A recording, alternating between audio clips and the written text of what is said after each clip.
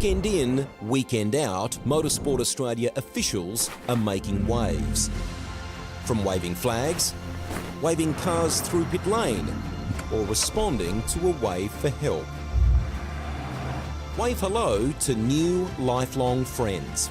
Who knows, you might just make waves around the world. Ride the first wave. Search Motorsport Australia officials today.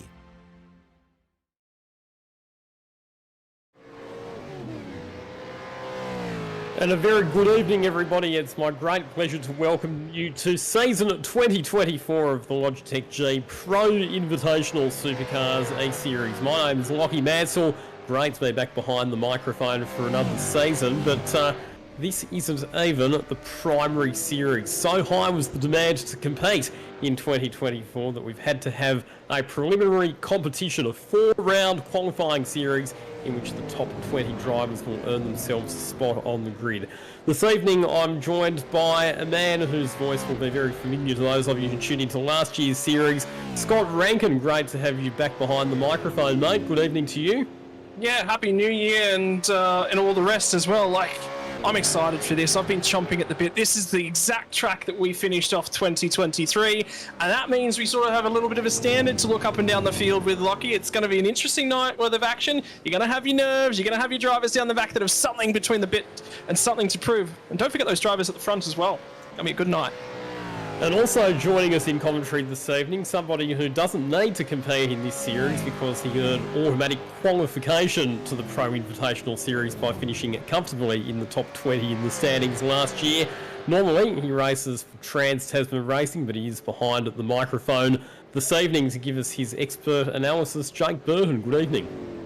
Yeah, good evening, guys. Excited for this one. I think this might just about go down as one of the most competitive qualifying series I think has just about ever existed. I'm looking at some of the names we've got out there tonight, and you see the likes of Jared Filsell, Griffin Gardner, Richard Hampstead, Forza El Nabi. This is a very competitive field, so excited for a great 4 rounds of racing over the next 4 weeks. Just to give you a bit of an idea of how competitive we're talking here, we actually had to have a qualifying series to get into the qualifying series. There were 3 nights worth of pre-qualifying that were held last week, and you had to get into the top 44 on lap times in those pre-qualifying sessions just to earn yourself a spot in the qualifying series. So, like I said, the demand to compete in what is, I think, rapidly becoming accepted as the pinnacle of Australian virtual racing, the demand's been huge. Yeah, I think it's really pushed beyond that now. I think it has become the standard. I don't think there's really all that much debate about it. The big one for me is also the golden tickets. So if the guys don't get in through this 4-round qualifying series, they can run across to a couple of other series and potentially earn themselves a spot. It's not over, but there's only a couple of other spots lurking in the water. So this is absolutely the best way to get in. And that means you've got to show up. And for me, the first 2 rounds are critical. The last 2 rounds is just about ticking boxes. The first 2 rounds is about making a statement. If you're Jared Filsell, you're Griffin Gardner, something goes wrong tonight, they are looking at missing out. So for them, nerves will probably be a little bit higher. Will we see a few more mistakes? Well, the class of the drivers, that's what's going to be on offer tonight. 100% right, and I think one of the things that we saw last year is that it's not so much about winning races in this series or even finishing on the podium. It's about making sure that you don't have any bad rounds, because with only 4 events you cannot afford to be dropping any points. You need to make sure that you come away with healthy scores from all 4 rounds to ensure that you secure yourself a spot in that top 20. Yeah, consistency is absolutely critical. I think you're 100% right. If there was 6 rounds, 7 rounds, 8 rounds, then you've got room to say, hey, I've got a bad round that I can get away with here. 4 it's really, really tight. You can have a bad round, but it can't be a massively bad round. If you have a DNF, season I think is over. For me, if you're going to have a bad round, it's 30th.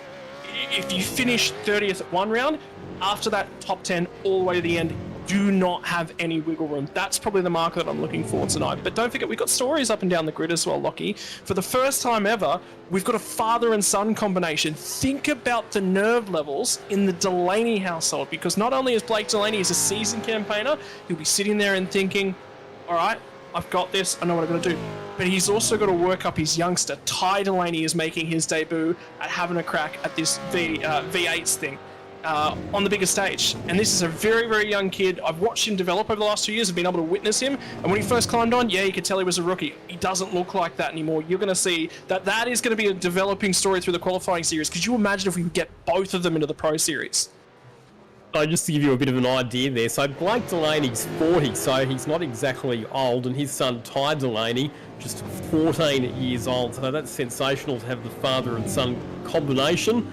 And when it talks about occupation, Blake Delaney, executive of an IT company, that's not too much of a surprise. For Ty Delaney, occupation, school, fair enough. He's only 14, but fair to say that the internet connection in that household is going to get a bit of a workout over the next 4 weeks, with both of them competing in this qualifying series. Talk to me, because we got Jake here, and this is a really good opportunity to pick Jake's brain, particularly pre-race. Obviously, when you come to a qualifying series like this, Jake, you know, the nerves are a little bit high. Like we said, that there's a little bit more on the table, because if you miss this, it's a year of sitting on the sideline and helping out. Well, in your case, it's a year of going, I'll stick my hand up for co-driving duties. I think we actually talked about pre-jumping on the broadcast. But what would it be like, do you think, going on in that household, where it's not just plan and prepare for yourself, it's two sorts of sets of preparation going on together? Oh, well, I actually know all about it. I live in the same house as my partner, who's also quite an avid sim racer, so we get it a fair bit, like at Bathurst last year. You know, you just got to be a bit smart about it and make sure that you have your own space, make sure you can keep yourself clear and whatnot. And I think, yeah, big thing is obviously if you have any internet dramas, it affects both of you, so make sure you don't drive together in Enduros is all I'd say. I mean, that's only one car. It could affect 2 cars. I mean, yeah, luckily enough if you're not both in the rig at the same time. But in terms of that mental preparation, you know, that's a key aspect of it as well. Like we said, nerves. Nerves are going to be a big ticket item, I think, here tonight. Again, 4 rounds, you know, not enough opportunity to sort of cut back. If you had a piece of advice, we're sitting here, we've got a few minutes left now, what would you be saying to a driver right now who's trying to qualify in? Well, I think I could be mistaken on this one. I might have to fact check, but I believe last year in the qualifying series there was a drop round, and I don't believe there is this year. So my thing would be just do not have a DNF. Just manage your damage control. Make sure, you know, no mistakes. Just if you're going to finish 15th, finish 15th. Don't push for 14th and end up finishing 25th. Just, you know, do your thing, get the best results you can. Make sure you keep out of trouble, and you know, just keep your average finishing position as high as possible, because it's damn hard, don't get me wrong, finishing in the top 20, but really you just got to, you know, to finish 20th you got to finish 15th, 10th, 11th, 12th. It's not, you know, it's not super difficult. Just stay out of trouble and you'll find yourself in that top 20 come the end of the season.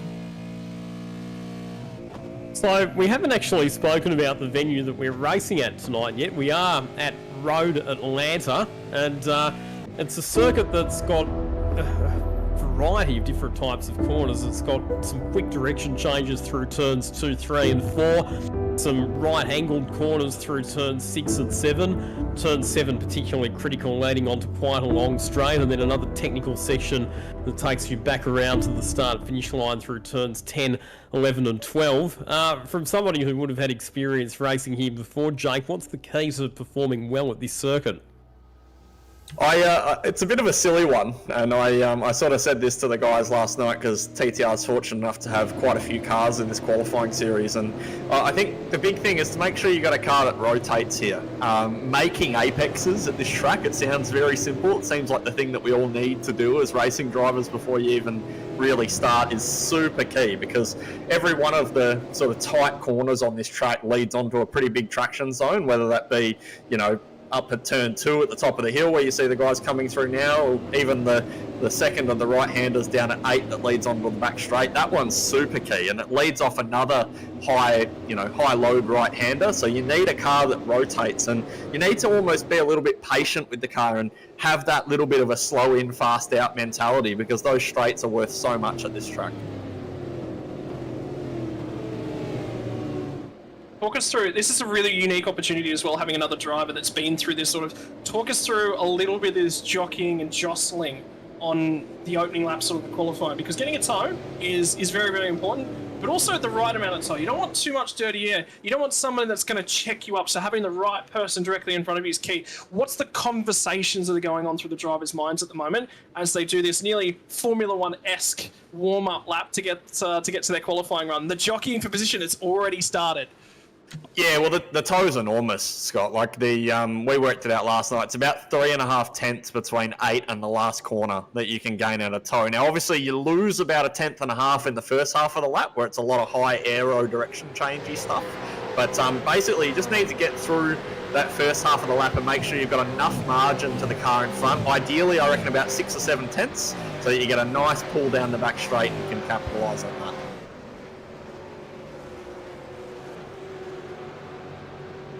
Well, Lockie, qualifying is going to be in effect at the moment. First few cars are coming out and through. It's going to be a difficult one. It's time.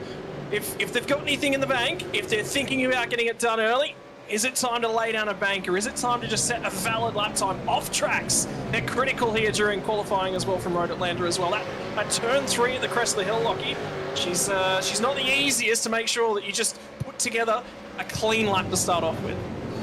And for a lot of the drivers who are newer, and I think it's fair to say that some of the drivers are probably a bit less experienced compared to what we have in the main series, as it were, this will be a really, really good opportunity for them just to learn the intricacies of being in traffic, working out where you have to be with your car position to maximise the effect of the slipstream without, as Jake said, getting compromised through the corners. So this will be a valuable learning experience for a lot of drivers in this pack.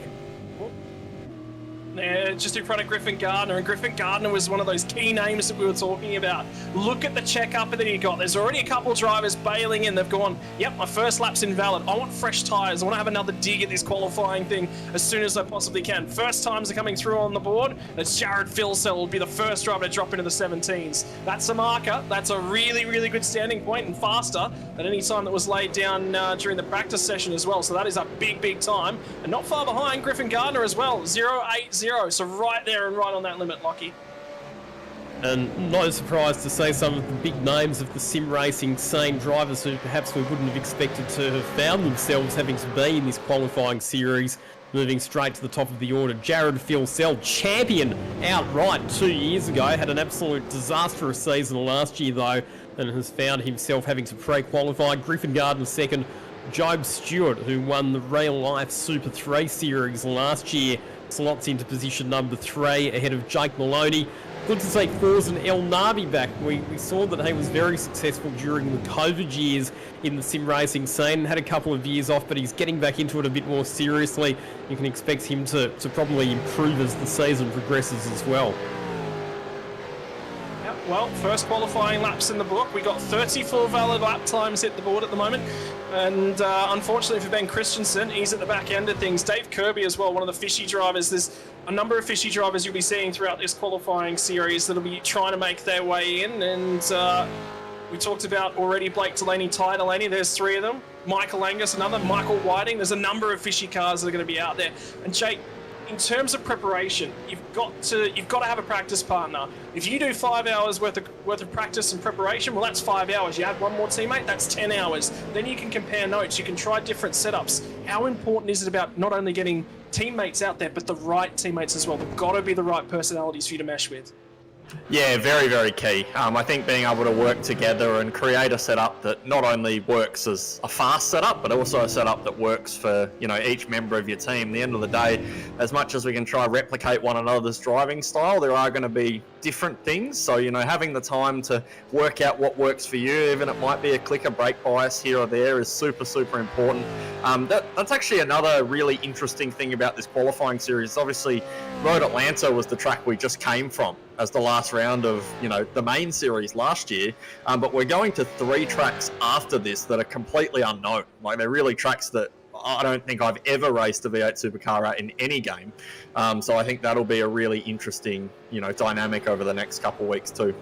And those tracks are Magny-Cours over in France, Hockenheim in Germany, and Fuji in Japan. So That will be interesting. We just had a shot there on screen of Andre Heimgartner.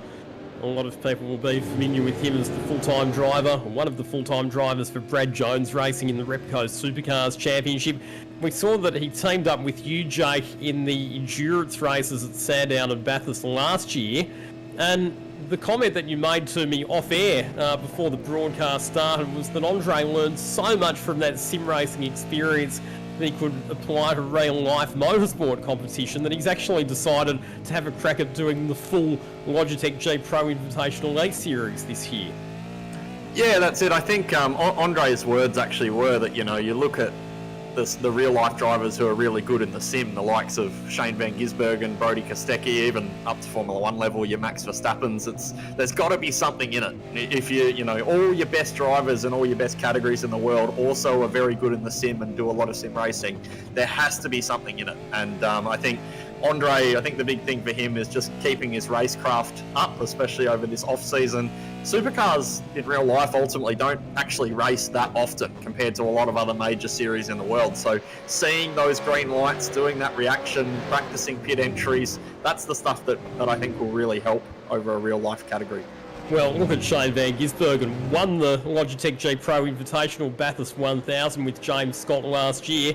Following weekend won the real life Bathurst 1000 alongside Richie Stanaway, who also competed in the virtual Bathurst 1000 last year. And I actually caught up with both of them at the real life Bathurst after party, and they said that yes, while the exact skills might not be absolutely 100% transferable between the sim and the real life race car, 100% the mental preparation makes a big and positive difference. And both of them said that they found the experience of doing the virtual race the week before very valuable for getting their heads in the game for the real thing.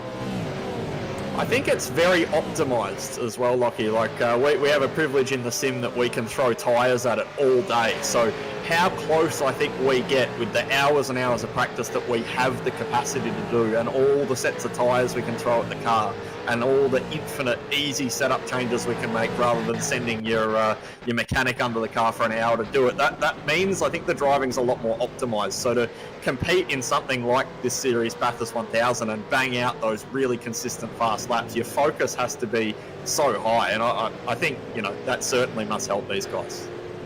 So Griffin Gardner now goes to the top of the timesheets in this qualifying session, 1 minute 17.96, just 0.03 of a second quicker than Jared Filsell, who sits in second position at the moment. Then we go back to Forza El Navi in third spot, Jake Maloney, Ian Ford, Richard Hampstead, Sean McNamara back to Job Stewart, Jordan Ross and Michael Taliancic rounding out the top 10 at this stage. It's a good time for Michael Taliancic. I spent a lot of time. I've talked to Michael Taliancic quite a lot, probably over the last 6 months or so. And for him, last season was a little bit of a wash away. He wasn't 100% happy with the standard that he was driving at. He wasn't 100% happy with the amount of time and commitment he made.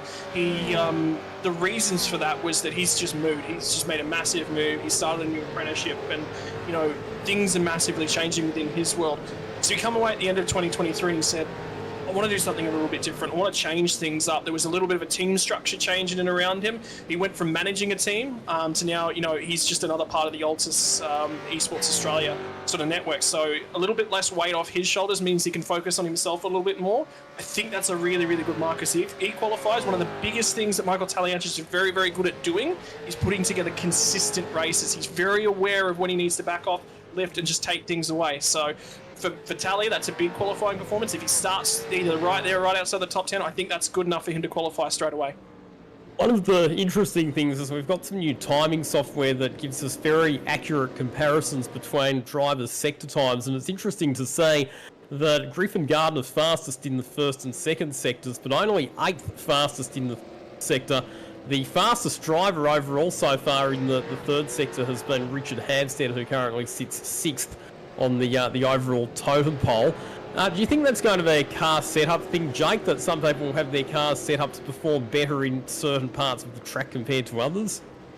Possibly. I don't think this is the kind of track you'd tweak with the aero. It's so aero dependent in that first half of the lap. But I will say, specifically to the Richard case, I did a little bit of test practice racing with him last night, obviously as a fellow TTR driver, and he is very good at getting that car off that final corner before that back straight, and that can make an enormous difference. As I said, just a couple minutes ago about what are key elements to this racetrack.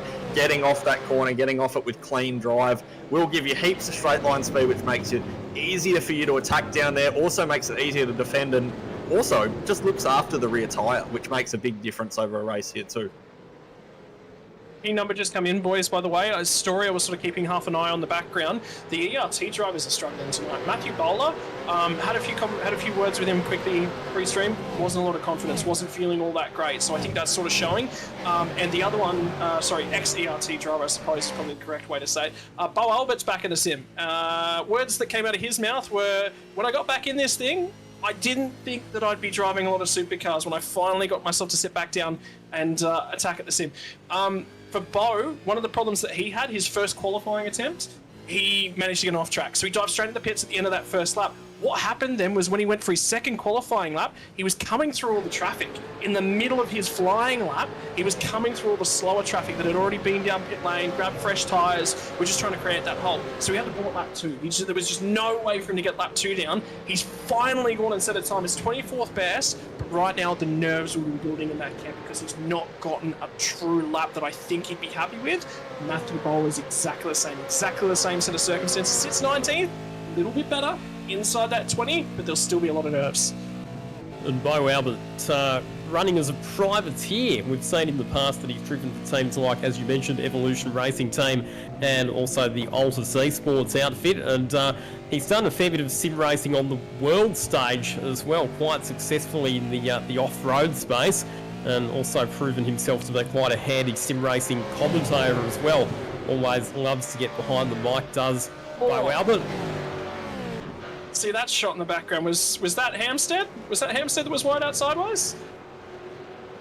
I don't think it was. It was just the car. No, it wasn't. It was Rich Hampstead we're looking at on screen. It was just the car that was in behind Rich at the moment. So, Jake Maloney. Yeah, one of the other TTR cars there.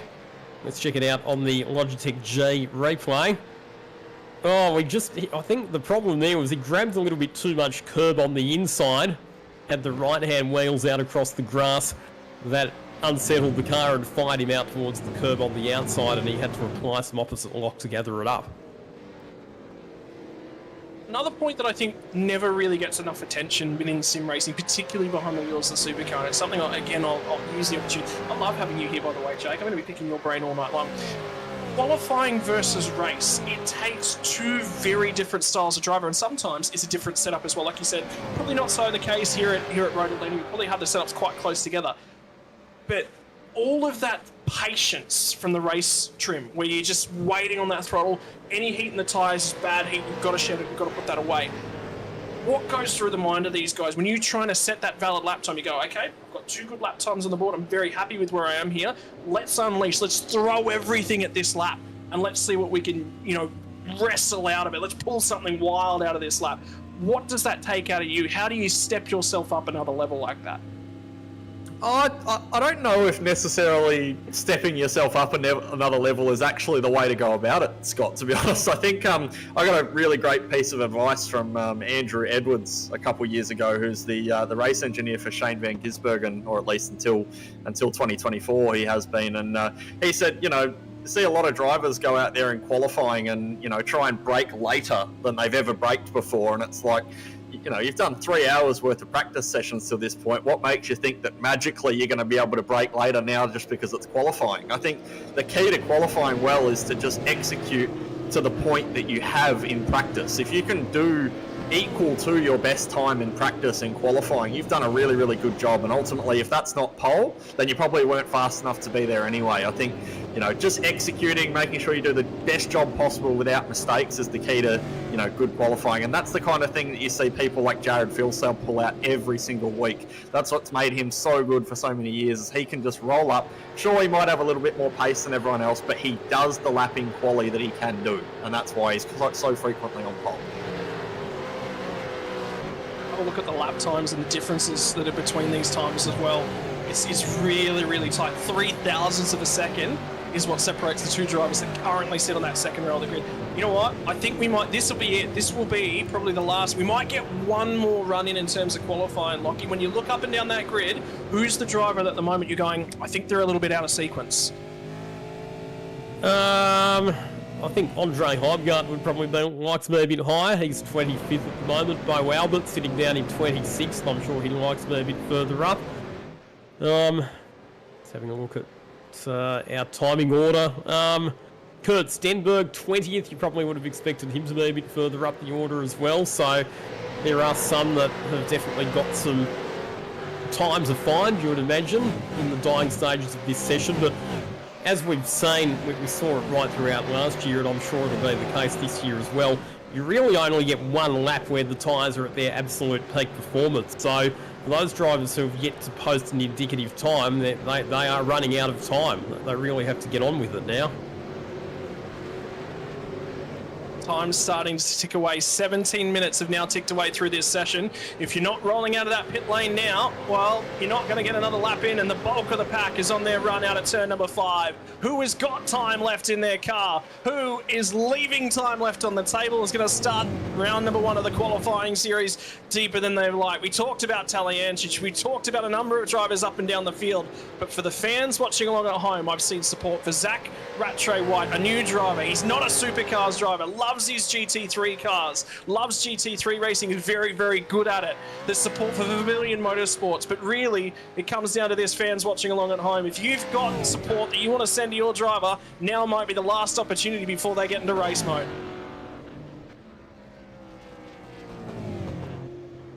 So Zach Rattray-White there's actually ended up in a pretty decent position. He's not going to have any interruptions to his lap, although having said that, he's not going to get any slipstream benefit either. That was Richard Hampstead getting very sideways coming out of the final corner there.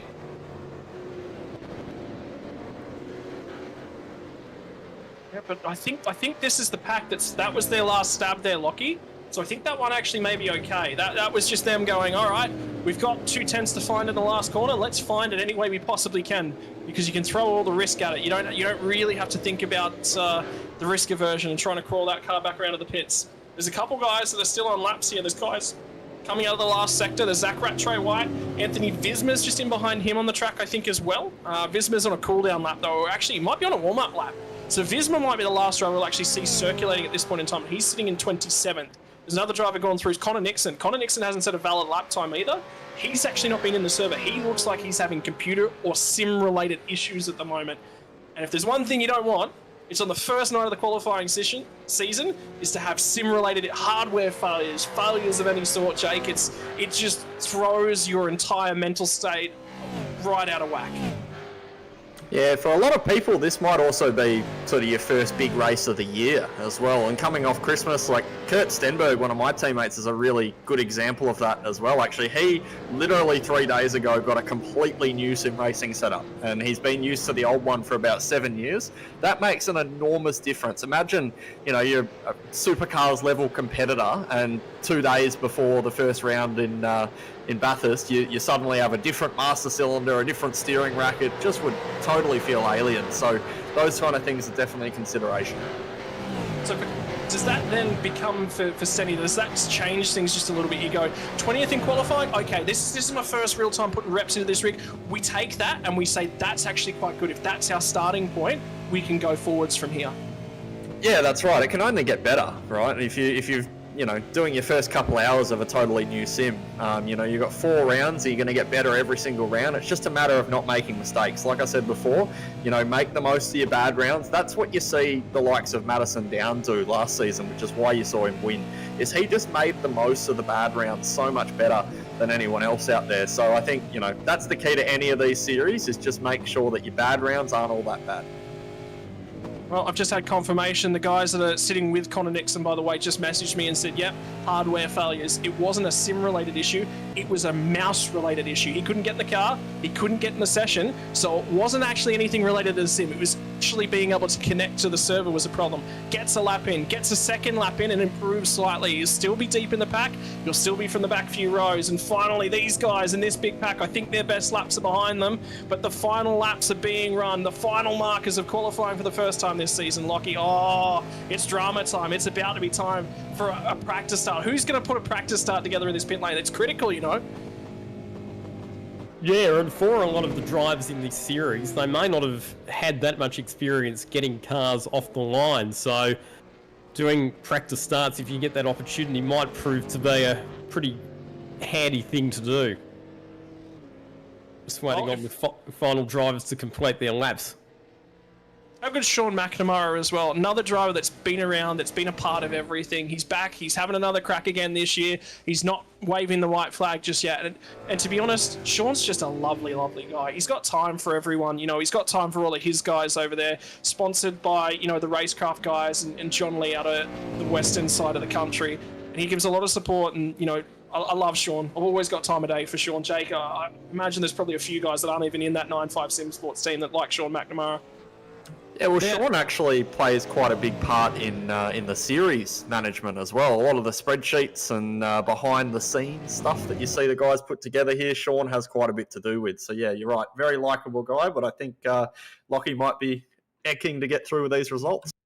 Indeed. So Griffin Gardner, pole position, ahead of Jared Phil, 7.03 of a second, the final margin there. Then we go back to Job Stewart for Altus Australia, and then Forzen El Nabi in fourth position.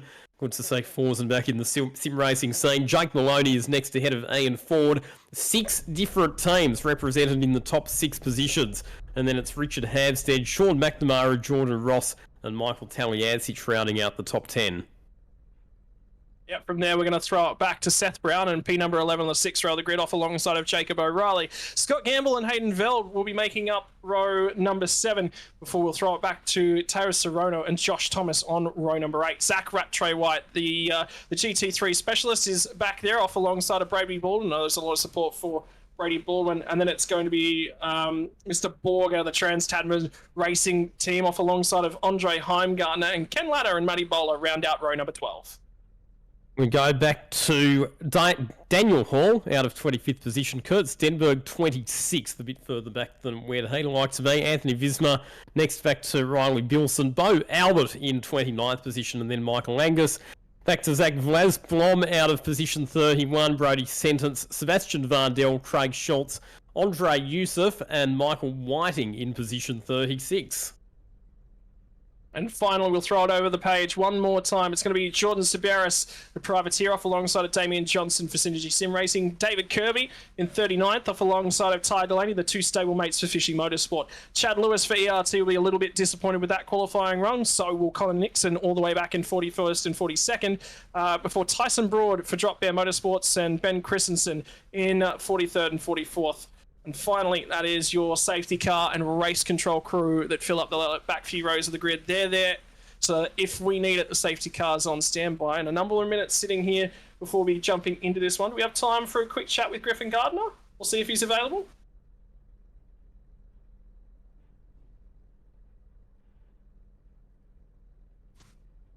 I think we do actually have Griffin Gardner with us. Griffin, I know it's a couple minutes before race go, mate, but pole position in the qualifying series, that's probably the best way you want to start that one off. Yeah, it's good session. It's probably a bit time in it, but it's good to start off the front row. At a track like this where draft's going to be important, and hopefully get a good start and get some clean air. What's the race plan like from here? Is it to settle in and just get comfortable, happy with that sort of that top 5, that top 10, or is it you really want to put a statement forward, you want to win that first round? Yeah, obviously want to win as much as I can, but just how the race plays out, try and get a good start and settle in. Hopefully, run a bit long, and then we'll see how it goes. Mate, in terms of things, starting off alongside of Phil Sell, you're going to make sure that you cover that inside all the way down to turn number 1? Yeah, my starts are a bit questionable, but if I can get there, I'll definitely cover out the inside and hopefully lead the pack around the first time. But I think he's going to be pretty quick, so it'll be hard to keep him behind. Any final comments? Anything that's on your mind before you get into things here tonight? No, not really. I'm just looking forward to it. Been waiting a while, so it's good to be back in the seat. Mate, it's been a pleasure chatting with you as usual. Get that race face on and get down to business. Cheers, mate. Well, ladies and gentlemen, that's the comments from Griffin Gardner, and he feels quite comfortable in terms of things. Lockie, the talk is quite good coming out of that one. He seemed very relaxed, didn't he? So I think that's a good way to approach it. Again, particularly if you've qualified up near the point end of the field, no need to put too much pressure on yourself. It's really just about getting through this race mistake-free, making sure you come away with a big bundle of points. The drivers who are going to be motivated to press forward are those that are starting a bit further down the field, where there's a bit more pressure to make sure that you make up ground, make sure that you get into that top 20 to give yourself a chance of qualifying for the main Pro Invitational Series. Yeah, I mean, sorry. Pressure there, Lockie. Go ahead, mate. I was just going to say as well, to come back to the point that I made before about the diversity of different teams at the front of the field. In the main series last year, we often saw situations where you would have trans-Tasman cars or synergy sim racing cars grouped together, but tonight it looks like that a lot of the teams have actually qualified in terms of teammates quite a number of positions apart. So not sure that the teammates will be able to provide all that much assistance to one another, certainly not at the sharp end of the field. And how good is that, though? That leaves gaps between them. It means that, it's a one-on-one stoush. There's no sort of teammates to get in the way sometimes. There's probably going to be a little bit of head-to-head. Jake, I get the feeling probably some of these guys are starting back here on this kink. This is a real nature, unnerving part for anyone starting a V8 supercar from a standing start. But it's Road Atlanta. There's only a short shoot down to that first corner as well. And that's really only 2 grooves. 3 wide doesn't really work at turn 1 here. How do you manage to start at Road Atlanta?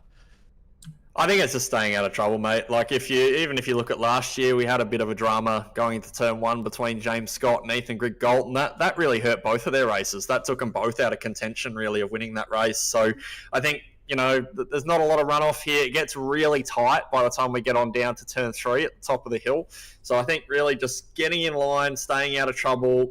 Doesn't matter if you lose a position or 2 now. You'd rather lose a spot or 2 here than lose your whole race and have to back it up in the next 3 rounds. So I think just playing it smart, especially if you're in that top 10 cars, right? At the end of the day, these guys are the kind of guys who really should qualify no matter what. You shouldn't really have any worries. So just stay out of trouble. Don't go for the win. As sad as that is to say, there's no trophy for the quali series. All you got to do is finish in that top 20 on points. I think something coming out of tonight, I think we're going to invent a trophy for the quali series now. That'll certainly... There's a sheep station now to race for. That means more. In terms of things, though, this is going to set the standard, Lockie, and we've talked about it at length now, but now it's time to deliver. It's crunch time. It's time to fire up that engine. It's time to...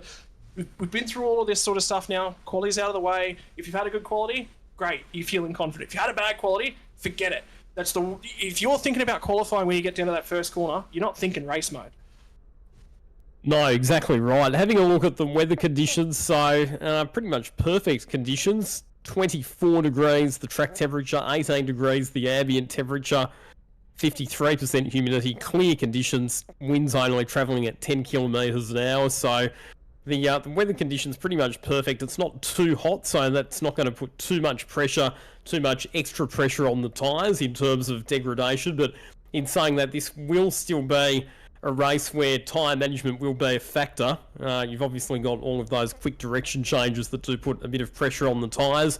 We've got 2 compulsory pit stops tonight, and with the amount of fuel that the drivers will have to take on board during those pit stops, we're not expecting that fuel saving will play a major factor, but we do expect that teams will elect to change tyres in both of those pit stops.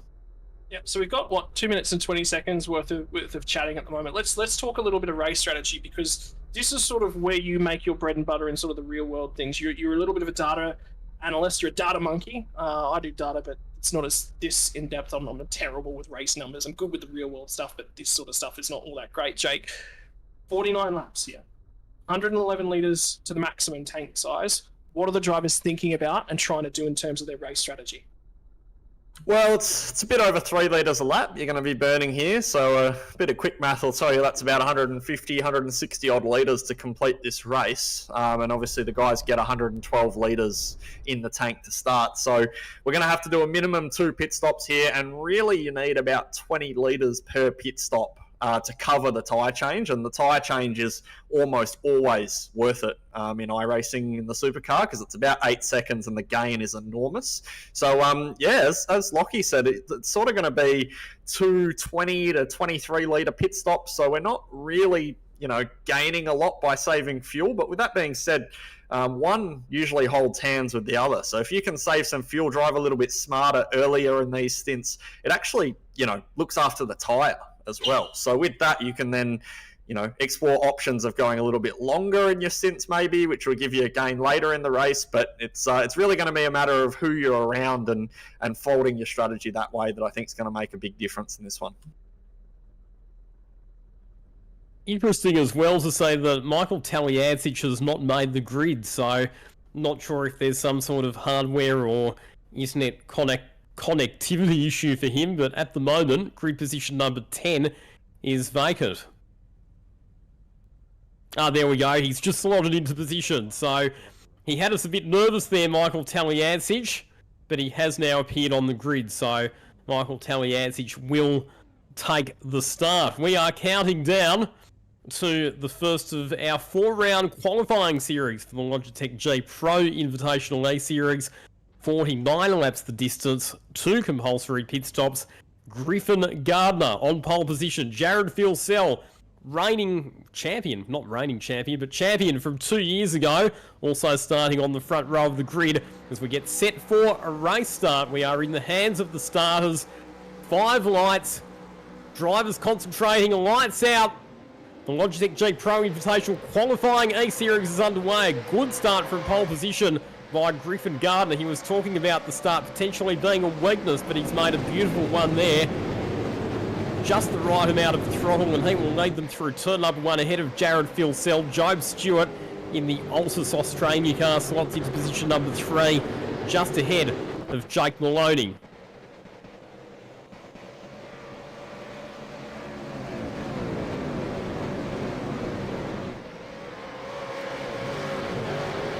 Fairly clean so far, and Griffin Gardner's got his head down on this opening lap as he tries to break some breathing room over his pursuers behind. Guess who? Andre Heimgartner's in the barrier on lap number 1, smoking huge amounts of damage, and he's going backwards. And the other driver that's massively impacted is Sebastian Vandel, and there's still more drama kicking off.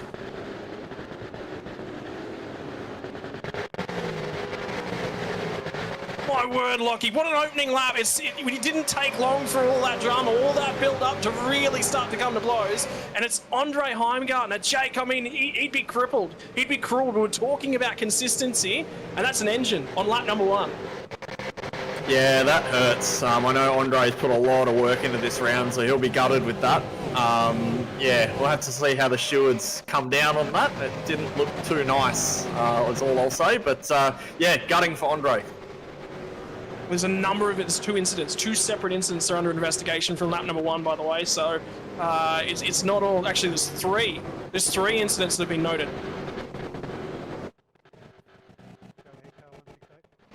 In terms of things, Lockie, quite a drama-filled opening lap. Yep. So already our officials in race control are going to be busy having a look at some incidents. That was all happening a little bit further back in the mid-pack, which we suggested would be the danger zone. That's where a lot of the drivers were going to be quite highly motivated to push hard to try and make up positions. And unfortunately, if you qualify back in that 15th to 30th sort of zone, that's where the propensity for contact and damage is quite high. Yep, well, they've all managed to settle in about now. It looks okay on this lap. And unfortunately for Andre Heimgartner, he's in the pits. So at the moment, his target, Jake, will be to try and get to that minimum race distance to make sure that he earns points. Yeah, that's it. Just get some points. There's 4 rounds still. Oh, well, 3 more to go, I suppose, for Andre now. But yeah, just a matter of getting it out there, trying to scrape every bit of points together. It's a real shame because it looked like he had some okay pace. Tried to stay out of trouble in that first lap. But yeah, nothing you can do now. Just focus on the next one. Griffin Gardner jumps out to a nice early lead. He's sitting comfortable, and for Jared Filsell, he's relegated to watching at the moment. He'll be just saving a little bit of fuel, saving a little bit of tyre, settling himself in. Lockie, how long do you reckon before he starts to mount an assault? I think he'll be content just to bide his time at the moment, maybe save a bit of fuel sit and have a look at what Griffin Gardner's car is doing. And again, like I said, it's not essential to try and win these races. If you're somebody who's confident that you can run consistently towards the front of the field, then you probably need to adopt a bit of an approach of risk minimisation. But now everyone's starting to settle themselves in. Job Stewart's grabbed third spot and he's comfortable to sort of sit there for the meantime. Looking a little bit further back in the pack. We're probably looking for the movers and shakers at this point in time. Who's been the real gainer? Well, for the bulk of the top 10, they'll either gain one spot or they're right exactly where they are. At the moment, I'm looking at a battle pack between Riley Gilson. Chad Lewis has gained a number of spots on lap number 1. Is already up to 35th. Damian Johnson and Jordan Saberis, who are going to all try and sort things out on the run down into the chicane. Lewis backs out of it. And for these guys back here, this is critical. These opening few laps, an opportunity in the water. You got to go for it here, Lockie. Just to give you a bit of an idea, this is the battle for positions 34, 33, 34 and 35. So these are drivers who do need to try and work their way forward to crack inside that top 20. It's absolutely critical back there. I can tell you at the moment, Dave Kirby's right up in behind Brody Sentence, and they're all just checking each other up. Chad Lewis gets a little bit out of line. Saberis got out of line. They all sort of prop, as Mark Scaife would say. He's propping him. He's propping him at the apex, because at the moment, they're all just trying to settle themselves in. Laps number 1 through 4 of your 2024 qualifying series, and it's important to make them good ones. It's important to make them count.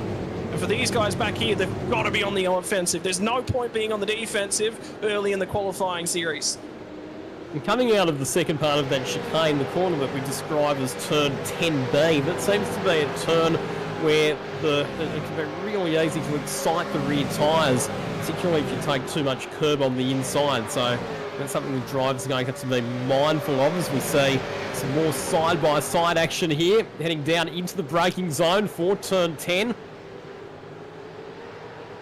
I think it's Zachary Vlajbom and Michael Whiting are actually going side by side through the final couple of corners, and you're keeping half an eye on Dave Kirby a little bit back in the background as well. So Kirby's trying to make some progress forwards. The movers and shakers in that opening couple of laps. Matthew Bowler's grabbed 3 spots from 24th to 21st.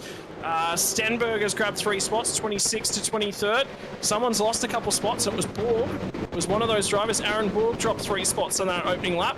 How about this? Andre Youssef, 35th to 28th.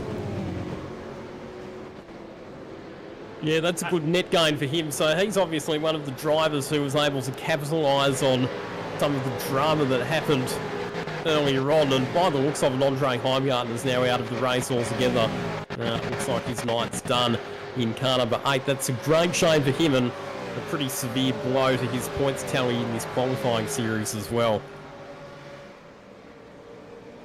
That'll be just about season over, unfortunately, for Andre Heimgartner. Like you said, a lot of work went into that one. That will sting. And for the amount of work that went in over the Christmas break, when most other Supercars drivers will be sitting around, relaxing, taking time off, and indeed trying to prep themselves in the next series. For Andre, it started early, and it's finished early for him, unfortunately. But for everyone else, Lockie, there's opportunity in the water now. Jared Fuel-Cell starting to look a bit more racy now, putting some pressure on Griffin Gardner. So Gardner was strong in the opening couple of laps, but Fuel-Cell starting to come back at him, and those 2 race leaders have just opened up a bit of breathing space. And out of a second or so back to Job Stewart, who sits in 3rd position at this stage. For Job Stewart, this will be an opportunity as well if he can try and close in. Forza El Nabi's lost that spot in the opening few moments of this one, and Jake Maloney's gotten a little bit aggressive and managed to pick that one off. So a number of drivers. Ian Ford is actually the big loser inside the top 10 on those opening laps. They're Lockie, but this will be a critical one. Fuel-Cell starts to mount a little bit of a charge.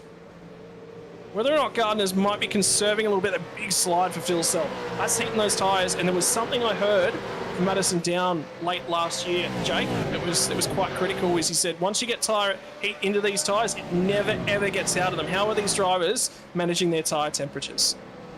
It's probably not so much that it never gets out of them, it's just all the degradation in iRacing's thermal based. So if you spin tyres up, if you lock a brake, anything like that, it skyrockets the tyre temperature temporarily, which impacts the wear quite significantly. So not only do you have a super high tyre temperature for the next corner or two, which means often the incident compacts itself. Like if you lose the left rear tyre out of 10B, like Lockie just mentioned, you'll probably find it tricky to get down the hill flat out with that left rear so hot. But then it starts to heat up and get worse and worse over your stints. So definitely conservation mode, I think, smart at this point in the race. All I'll say is I'm not actually sure that Griffin up front is pushing as hard as he can at the moment. He looking at the pace that he's running compared to what I know can be run around here, he's probably 3/10 off the pace at the moment, I'd say. So I think he's maybe just holding a little bit in hand, making sure the tyres stay on it. Doesn't look like Jared's too racy behind him at the moment, so see what happens.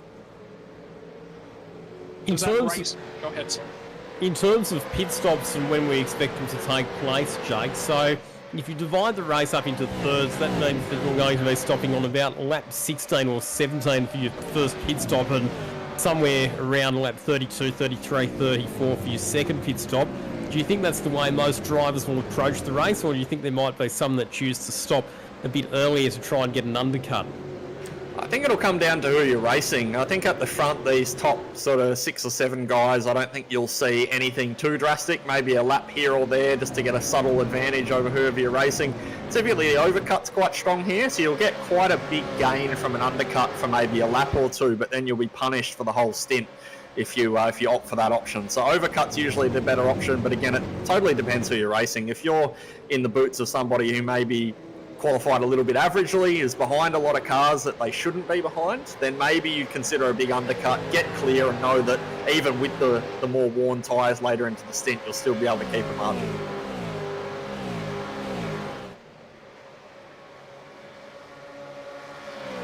Pack's staying together quite well as well. I was expecting to maybe see a couple little breakups. There's sort of your top 9 have sort of stayed together, and then there's this big gap between 9th place Jordan Ross and 10th place Seth Brown. Seth Brown, driver out of Coffs Harbour, by the way.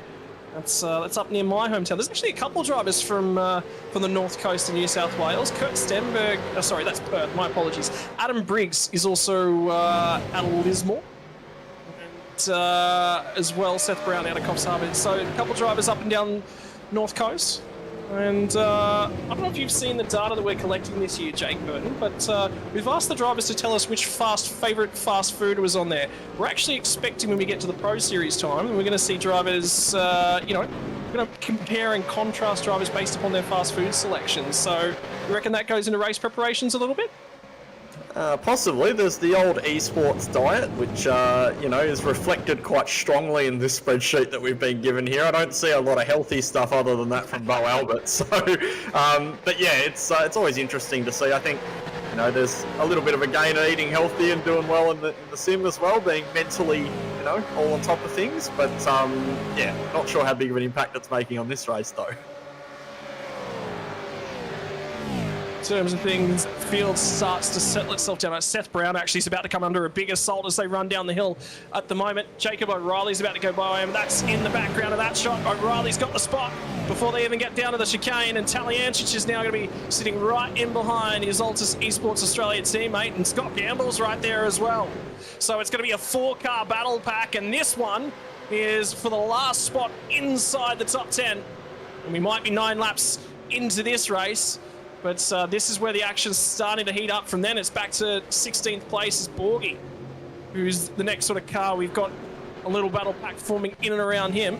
But that top 9 are staying together here, Lockie, and then there's this big gap. But this second battle pack is really, really tight. Well, Seth Brown was a cork in the bottle there, wasn't he? He had a big gaggle of cars lining up behind him, and Jacob O'Reilly's been able to make the move through up into 10th position. Brown now back into the clutches of his teammate Michael Taliancic, and you've got the veteran Scott Gamble in one of the TTR cars involved in that contest as well. My apologies, he's not driving for TTR. WK&P Sim Sports is the team that Scott Gamble was with, but he's running that PWR retro livery, which does look similar to one of the TTR cars. This was a big change as well for Scott Gamble. He got in, he sort of... The big thing for Scott Gamble over the last year or so was he sort of sat down and he went, yeah, I've achieved most of the goals that I sort of had for sim racing. What he then did was he took some time off and he focused on family. He focused on spending some time with his kids. And he said after a V8 Veterans Championship win, I'm going to take a break. I'm going to go invest that time back into my family. I've put a lot of time and effort into this championship. And we weren't necessarily expecting him to come back. And then that hunger sort of bit in for Scott Gamble. He was like, you know what? Haven't achieved every single goal that I'm going to go out there and chase. Change of teams, like you said, WK and P Sim Sports now. Big reinvestment from him. He's energized. He is massively, massively energized. And this is a hungry, hungry Scott Gamble. I expect him to qualify for the Pro Series. I think anything less and he will be massively disappointed.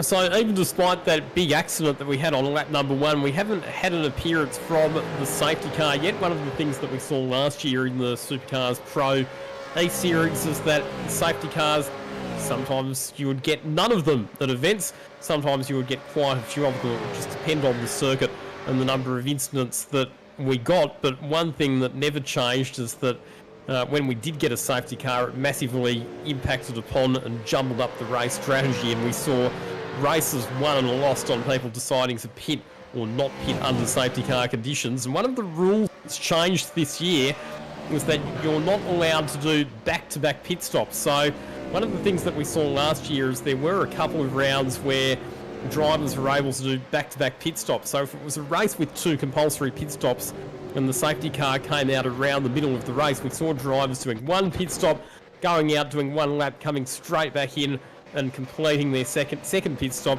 That's no longer allowed. You're only to do 1 pit stop per safety car period. Well, I mean, that's untrue. You're only allowed to do 1 compulsory pit stop per safety car window. If you go back out at the end of the lap and you want to come back down and top up the fuel tank, race control's not going to prevent you from doing that. No one's going to prevent you from topping up the pit stop, the fuel tank.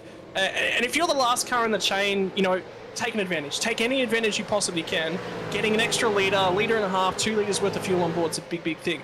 If we were to get a safety car right about now, Jake, I know we've already talked about the strategy and we said, yeah, it's going to be the amount of fuel to cover off a pit stop. Is there some guys here, particularly down towards the back of the field, that may just go, I'm going to take exactly the amount for it to cover tyres, and I'm going to leapfrog to the front? Or are there going to be guys here that say, I'm taking 2 tyres, I'm coming to the front of this field because I've got to do something to rescue my night? I think maybe in this pit stop, this far into the race, you'd probably take all 4. Oh! My apologies, there's a big, big checkup and it's involving Scott Gamble at the moment. I think he might have just had contact with Tao Serrano as they come through the final chicane. And we talked about 10A, 10B. This is the battle pack, and Gamble was all the way up inside about 12th spot. He was fighting with Tao Serrano, who's now 13. And now he's slipped back all the way to 15th. And have a look at the paint that's now missing off the right-hand side of that super cheap auto livery car. He will now be a little bit hotter under the collar. It'll be an opportunity, Jake. Sorry about that. Back to you now for the latest, pit stop strategies. I'm intrigued. That's all right. I think at this point in the race, you could probably get, I'm guessing the guys have probably burned about 35 litres worth of fuel at this point. So if we got a safety car now, you could probably fill all that up, and that would almost mean that you don't have to pit again, because you probably save a bit on the safety car in terms of fuel. Anyway, so I think that's what you do. You just fill it up, get as much in there as you can, so that if an opportunity came up for, say, a second last lap pit stop where you don't take any fuel and only take 1 tyre or something just to gain a bit of time, then you could do it. But I think, taking 2 tyres now, that puts you on the back foot the rest of the race. So I think you'd be better to save up your fuel bank and then work on it at the end. Well, we're going to settle back in once again, both the battle packs, and you're looking at Richard Hampstead as well. That there's now a split in this front pack, Lockie, and the leaders are starting to go.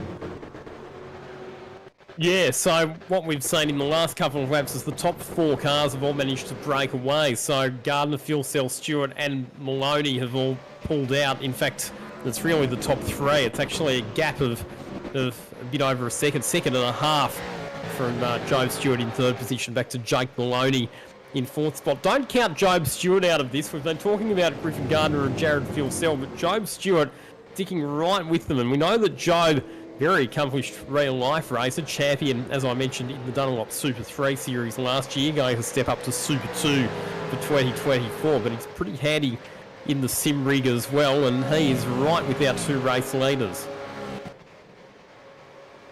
Yeah, this will be interesting, and this is a big moment as well, because have a look at how far back Job Stewart. Good point. He's still there, he's still in it, and he just made a ton of time up underneath those brakes. So I reckon Phil Cell's saving, because if Phil Cell, he had a run coming off onto that off of turn 7 at top of the hill, and he sort of closed in, didn't really go anywhere, and then you saw Stewart all of a sudden just in the braking zone gain so much time. So this will be a good opportunity, and Griffin Gardner will be sitting there, and he'll know that there's a bit of fuel saving, a bit of gaming going on, and well, and he actually made a mistake there, Griffin Gardner, coming out of the last corner on that previous lap. He drops the left wheels all the way over the exit curb out into the grass. That cost him some momentum, and you could see that Phil Cell was able to gather him up quite significantly, and it just, Jake will vouch for me on this, if you make a mistake in one corner, it then upsets your rhythm for the next couple of corners, and we saw there that Griffin Gardner was just a fraction off the line when he got down to turn number 1. Yeah, that's it. I'm sure the pressure's getting to Griffin a little bit. Like, he's quite an accomplished sim racer. He won the V8 Scops Championship last year, so he's got a lot of talent behind the wheel. I was teammates with him in the first year of the Logitech G Pro Invitational. Seriously quick guy, but at the end of the day, you've got probably the best driver to have ever driven the V8 in this iteration anyway, sitting right behind you right now. So there's got to be a little bit of pressure in there. At the end of the day, he's probably just hoping to get through to that first pit stop, get some fresh rubber on, and push on with the rest of his day.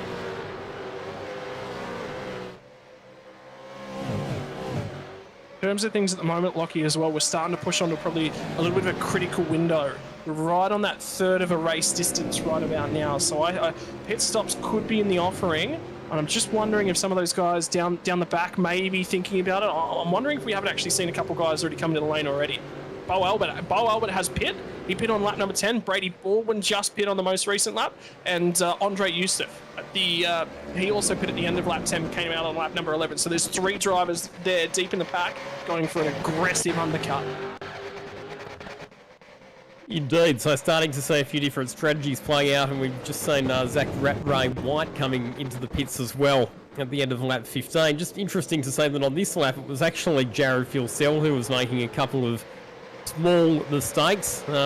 Seems to be particularly coming out of that last corner. The drivers are getting quite greedy using that exit curb. We've seen a few drivers dropping left wheels out over that curb, a bit of dust, a bit of grass getting kicked up, and just affects your momentum as you come down the main straight. Not necessarily enough to lose the position, but enough that you do have to slightly cover your line down into turn 1. Yeah, and again, keeping an eye up and down the pack. Bo Albert's just made a big mistake, but he's on a little bit older tyres. Rattray White's popped back out. He's the head of the guys that have actually completed their first pit stops. Connor Nixon's now been through the lane. Visma, like you said, been through the lane. So it's go time right now, and I'm wondering, I'm really curious to see how Bo Albert goes on the long run here, because he's now been on these tyres for 6 laps. This will be quite critical to him. And have a look at Job Stewart. Have a look at his long run pace. He's really starting to crawl through. So race pace, ultimate 1 lap pace, well that phase of the stint's now gone. We're into this real race pace time of the race, and there's a few drivers that are really showing their res. I'm impressed with this by Job Stewart. This is the best I've seen him drive. It's been, yeah, I agree. It's been one of his best performances, for sure. Sort of looking, where's the next action going to come from? Seth Brown, since he's lost that spot, has stayed with Jacob O'Reilly. So we saw him give up that spot, sort of back up into Michael Taliantic a little bit. Sorono, so now you've got 3 Altus cars, 11, 12, 13. Seth Brown, Michael Taliantic, Teo Sorono. So 3 cars sort of all right together. Then you've got Gamble, who's probably a little bit, not overly happy with that. I wonder if he might go for an undercut because he's got a little bit warmer tyres. And then Hayden Veld sort of splits him from the Altus crew. And something might have just happened to Dave Kirby, by the way.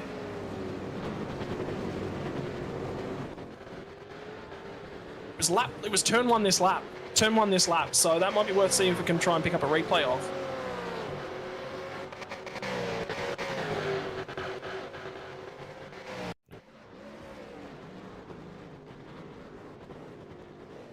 So there was contact with one of the Altus cars. It was Sebastian Vandel, I think, Lockie. And I think he's actually redressed it as well.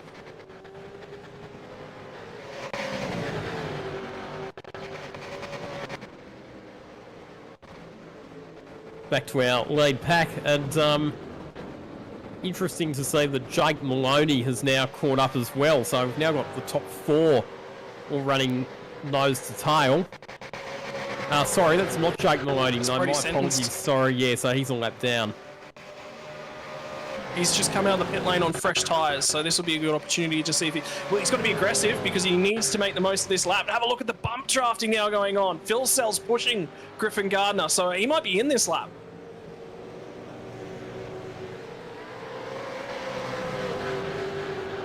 So Jay, I'm really, really curious. Do you think this quartet as it stands right now, if you're Joe Stewart, are you going to run this long? Are you going to try and undercut here and try and grab that advantage? You said the overcut's good. Is it that much of a difference that you go, oh, I really can't undercut tonight? I think maybe there's a little bit of risk in it at the moment because as we just saw from Brody's sentence, there's every chance that you could go out and take this huge undercut, and really when you take an undercut you need to find lap time. The whole objective of it is you go out on new tyres and make the most of it, and what you want is nothing worse than what's happened to Brody's sentence right now, although these are the leaders so they're not exactly slow, but to come out on fresh tyres in traffic, which is always a risk you take with the undercut. And I think maybe I'd wait to see a few more cars to come down pit lane. Ultimately, these top 3 guys, they've got no risk at the moment. They can just sit there, you know, risk-free, just keep driving. There's nothing in front of them. Just keep hitting lap times until the point that it's safe to make a stop. Interesting. I'm one of those drivers that absolutely loves taking it by the wheel, grabbing the bull by the horns and going, yep, I'm going for the undercut. It's in my hands now. I'm the driver that's going to do it. What would you do in this situation, Lockie? If I was sitting in 3rd position, I'd probably go for the undercut and try and pit 1 lap earlier than the drivers ahead. The problem is you don't know when that 1 lap is. As we say that our race leader, Griffin Gardner, has dived for the pit, so he's made the call. Rather than risking being undercut, he's decided that he's going to come in right now. So lap number 19 for Griffin Gardner.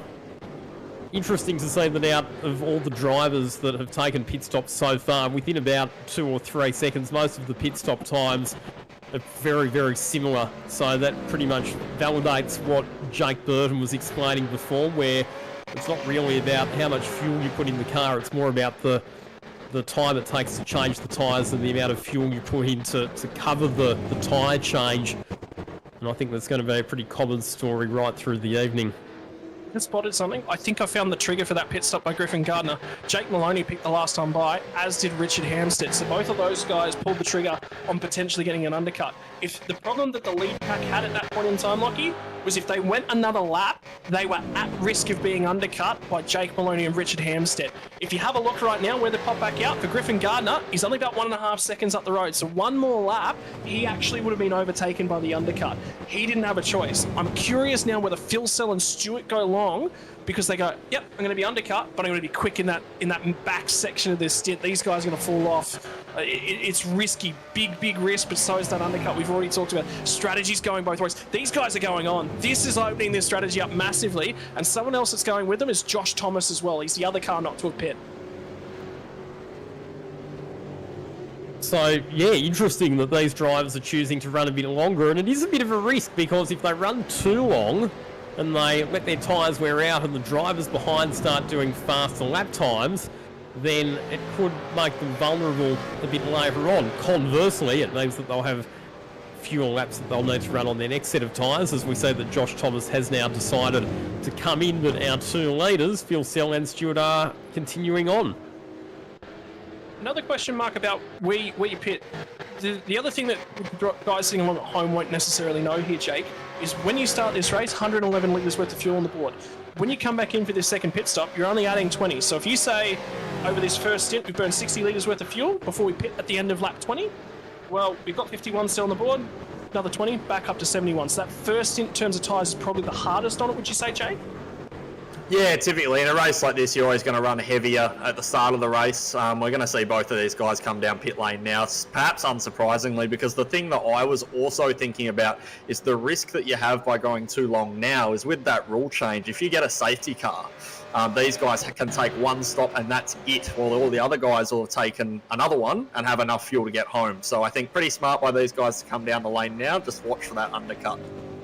Yeah, that's a good point that you make there, Jake. So if you leave your first pit stop too long, then you could actually end up getting trapped by the safety car and finding yourself with one more pit stop to make under green flag conditions to get home, with the rest of the field having already fulfilled their pit stop requirements. So you don't want to end up with yourself in that position.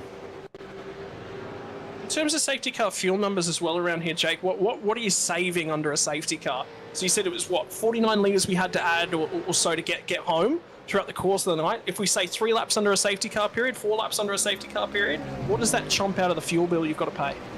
I honestly wouldn't know the exact number. My guess would be you'd probably halve it at a track like this. You'd probably get it down to 1.5 litres a lap. But again, in a race like this, it's not really that important.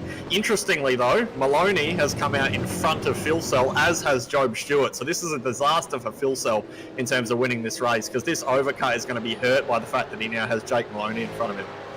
Well, he's not going to take too long to it. Phil Sell gets good drive as they get off of turn number 8. They go door to door as they head down the back straight at Road Atlanta. He's going to get a little bit of assistance as Jared Phil Sell from Job Stewart, who's going to offer him some draft. But for Jake Maloney, it was an opportunity. He took it. And what we were talking about, that undercut, it was 1 lap too long. It was probably just pushed that little bit too far. Now, it's about a 2-second lead for Griffin Gardner. Joe Stewart's got one hand on that second place, but all of a sudden, the white car, the Lobs Esports, Jared Phil Sell 94, he's going to be filling that rear view mirror here, Locke. And another big moment for Richard Hampstead coming out of the final corner as well, but Phil Sell, he'll go fired up after losing those couple of positions after that pit stop. And problem for him is that both he and Job Stewart pitted on the same lap, but Stewart was able to overtake him in the pit stop. And just to give you a bit of an idea of that, the pit stop for Job Stewart was only 0.8 of a second quicker than Jared Phil Sell, but because they were nose to tail as they came into the pits, that was enough for Stewart to be able to leapfrog Phil Sell. So Phil Sell will have to either overtake Stewart on the track or hope that he can get ahead of him in the next round of pit stops. Well, keep your eyes on this, because I don't think this is going to go away. This battle for second place. Phil Sell made time on this lap. At the start of the lap, it was about 0.8 of a second in terms of things. Right now, it's down to 0.2 of a second. It's 2 car lengths. It's about to become 1.5. It's about to become 1. There's not enough time left in the back straight. I reckon next time, as we get down to the end of this hill, he's going to be right on of him. And they've also taken chunks of time out of Griffin Gardner. The lead for Gardner now is down under that 2-second marker. These two are coming, and Stewart's setting some time. They can't squabble, Jake. They'll lose time here battling. Yeah, that's it. I think for Griffin, you've just got to make it to the plateau period. These tyres on iRacing tend to have a sort of 3 or 4 lap good window where they get sort of a little bit slower each lap, and then they all reach about the same speed. If Griffin can keep the draft away from Job and Jared by the time they all settle into that sort of plateau period, then he's probably got half a chance of maintaining that lead up until the next pit stop. But 0.8 may not sound like a lot, but with how close these guys are, that could benefit Jared in the second pit stop. That's another consideration. But ultimately, he's more than 0.8 behind Griffin at the moment, so he's going to want to close that gap up to make this a race. He does have pace to burn, though. 1:18.3 last time around for Jared Phil Sell. Fastest lap of the race, and half a second quicker than our leader, Griffin Gardner. And here he comes. He pulls up alongside Job Stewart as they head down the back straight.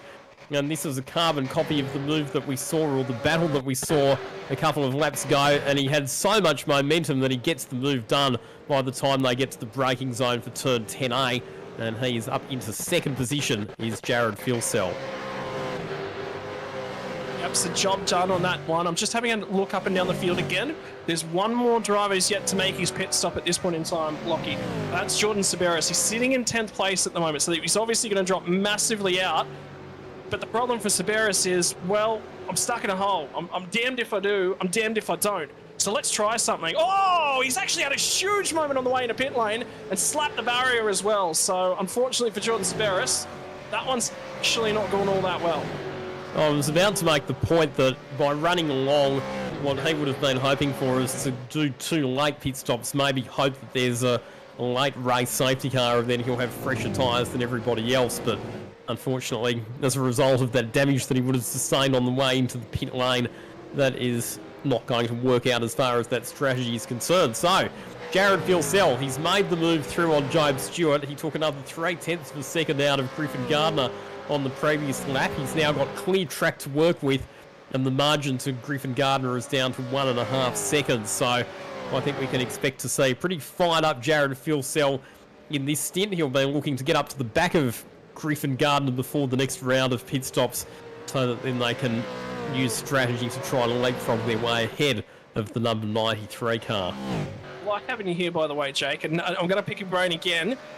There's a number of drivers up and down the field. Something happens, they get out of rhythm, and they just can't shake it. I've seen this happen to Jared Filsell on a number of occasions. When something happens that doesn't go his way, Jared Filsell's the opposite. It motivates him. He just finds another animal, another gear. He's got 7 in that box right now because Job Stewart come out of the pit stop ahead of him. How difficult is it to motivate a driver like that? Okay, something's gone wrong. I've got to find something here. He just finds something. He does it every time. I think at the end of the day, Jared's just got exceptional car pace, and he's good at generally keeping his head on his shoulders, and as long as he can do that, he uses that pace to perfection. Obviously, like any driver, when you get sort of stuck in the field and you've got cars in front of you that are slowing you down, getting you away, it can be tricky, but at the end of the day, he's won championships for the last few years. He's very experienced in this car. He's got a decent head on his shoulders, so as long as he can harness that car pace, which is exactly what he's doing right now, he's pretty much unstoppable. So I'm keen to see how the end of this race works out, but Griffin at the moment is the one who's really got to keep his cool, because he is at a slight tyre disadvantage and he is losing time, but he's just got to be content with that. He's got to realise that, all right, I'm going to lose time. I don't have the tyres of the guys behind, but I've got track position at the moment. How do I keep that? How do I not make mistakes so that when we get to this last stop, I can keep myself in this race? Well, if you're a Griffin Gardner fan, I've got very, very good news for you. That last time by, Lockie, he only took a 10th out of him. Jake said a couple laps ago, oh, there's a tyre fall-off period. We just got to get through that sort of crest of the tyre, the best life out of it. I think we're zeroing in on that. This might be the last time we see him take a chunk out of Griffin Gardner. Race might have another story yet to play. So the pace has definitely stabilised between our leaders, but of course there's still another round of pit stops to go. Let's run you through the top 10 at the moment. So Griffin Gardner, your leader, ahead of Jared Filsell, Job Stewart 3rd, Jake Maloney 4th, Richard Hampstead in 5th. Then it's back to Forza El Nabi, who actually lost a bit of ground in that pit stop cycle, fallen back to 6th position. Ian Ford 7th, Jordan Ross in 8th position, Sean McNamara 9th. And Jacob O'Reilly rounding out the top 10 at this stage, just ahead of Michael Talliansich. How critical was that move early on as well for Jacob O'Reilly? He's now put some serious distance over Seth Brown, and Talliansich has come through as well. So him just grabbing that spot has set his race up. And the difference is, the guys I'd sort of look at in terms of who made that pit stop work for themselves and who made that phase of the race work for themselves. Well, Jacob O'Reilly, big tick. Absolutely did everything he possibly needed to at that point in time. The guy who hasn't made it work well, and the guy who's been roughed up a little bit, Scott Gamble, he's back to 19th at this point in time. We're only talking about him 10, 15 minutes ago, about being in 15th. He was right in that hungry battle. Good chance of the top 10. He's fallen all the way down to 19th. He's got to find something now. Conversely, Bo Albert's made some good progress. He's come up 9 spots from 29th up to 20th so far in this race. Also, Andre Yusuf that's come from 35th up to 25th again. The 10 positions there is Bo Albert on screen at the moment in the number 06 car. In a sandwich, Scott Campbell just ahead, Kurt Stenberg behind. This is an interesting battle pack, and like you said, Bo Albert 29th to 20th at the moment, and I don't think he's done yet as well. And the other thing to sort of keep an eye on as well, Scott Campbell's now got no drafting partner. But for Scott Gamble, what he has done is he's taken a longer pit stop. Bo Albert's also taken a slightly longer stop, although I think he might have lost a little bit of time in pit lane. It's not much between those sorts of guys. But at the moment, Gamble will have a little bit more fuel on. He'll be fractionally slower. We're only talking probably 6 to 9 litres, somewhere in that range. But that does affect car performance, it affects weight, it affects body roll, sag, it also affects your straight line capabilities. But then have a look up the road at that next battle pack as well. If Gamble can just sort of buy some time here, just be patient. He's got clear air at the moment, Jake, and that means he can conserve a little bit of tyres here. Yeah, that's it. Obviously, the front aero really disappears when you get tight and close up underneath another car, and that really hurts you in like the last corner, turn 1, and you're way down the S's. You got so much less front grip than what you normally have, and sure, you get a big gain down the back straight, but it also hurts your braking performance at the bottom of the hill too. So you're definitely right, much like in the real Supercars Championship, how they talk a lot when you're right up behind another car for too long, you start to melt your front tyres. It's the same deal here, and these guys have to be really aware of that. So if you're behind a car that's losing your time, you're better to try and make the move soon. Otherwise, just hang behind them and see if you can save some tyre for late in the stint. Well, for drivers that pit early, there's a couple of them. Bo Albert was one. So remember, he's in this back phase of the tyre. He pit all the way back on lap number 10. Pit stop time is relatively similar to everyone around him, so he definitely did take about that 20 litres worth of mark in terms of things. One of the other drivers that was early to come into the pit, particularly in this battle pack as well, was Brady Baldwin. And Brady is very well known for his abilities behind the sim racing wheel in a sprint car. Dirt sprint cars. So if you're sitting here and you're watching along at home, this is your first opportunity to enjoy an iRacing event, ladies and gentlemen. Well, it's not just got supercars, it's not just got the GT cars, there's also lots of fun that you can have.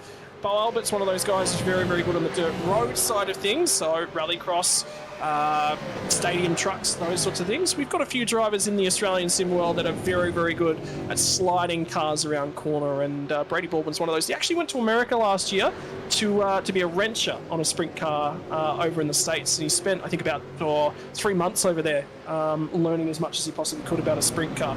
I won't help him in a supercar, though. That's a completely different style of driving.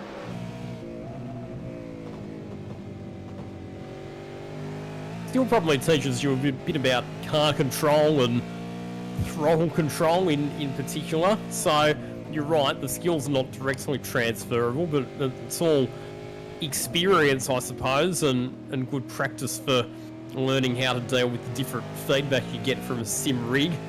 As we look at Brady Baldwin's view of the 3-car battle that's happening ahead of him at the moment between Kurt Stenberg, Bo Albert and Scott Gamble. It's starting to get pretty vigorous, that contest. Bo Albert under a bit of pressure. That looks like Stenberg looking down the inside into turn 10A and makes the move through. So that's actually a spot gained there for Kurt Stenberg. Moves up into 20th position. Yeah, and that'll be important as well, because remember, we just talked about Bo Albert's tyres and that he's in this second phase of the race. He's actually going to peel off. Bo Albert's actually going to come down the pit lane, so this will be his final stop of the race. 18 or so, there's 19 laps from here to the end of the race. So, again, he's come early. Now, that is a 20-lap run in that middle run, so he's not splitting it up perfectly into thirds, but he was mired back in that pack, and boy, he made some advantage in that stint so far. And remember, he ran about 20 laps on that middle stint of the race as well. So, if that's about the worst that his sort of pace gets, he made a lot more time than he lost throughout that undercut. He's sitting in a really, really pretty spot. If he gains about another 5 spots here, that's got him in qualification contention. Exactly right. Yep. Go ahead, Lockie. That's a big, big thing. He remember we said at the top of the show, he missed qualifying. That was not a qualifying performance he'd be proud of. So he's found his way back into this thing. He's grabbed this thing, and he's made it his. He said, yep, I'm in trouble. I'm going to find something, and he found it. And for him, it's the undercut strategy that's paid dividends. As Jake suggested a bit earlier on, if you have qualified suboptimally, you can gain some spots by executing an aggressive strategy, and that's the option that Bo Albert has gone for. A couple of Trans-Tasman teammates in Jake Maloney and Richard Hampstead battling against Kors and El Nabi, who was the loser out of that first round of pit stops. And needs to try and make a couple of those spots back. So this is actually a pretty good contest at the moment between these 3 drivers. And El Navi will be looking to try and recover those couple of lost places. What's the comms like at this point in time, Jake, in the TCR garages? What are these guys talking to each other about? Because I know you guys are a little bit more fun. It's not all the serious all the time over at the TCR camp. I think a lot of the larrikins actually exist within the Sim Racing V8 Supercars camp in terms of things. But talk to me about a little of these guys in the comms in the middle of a race.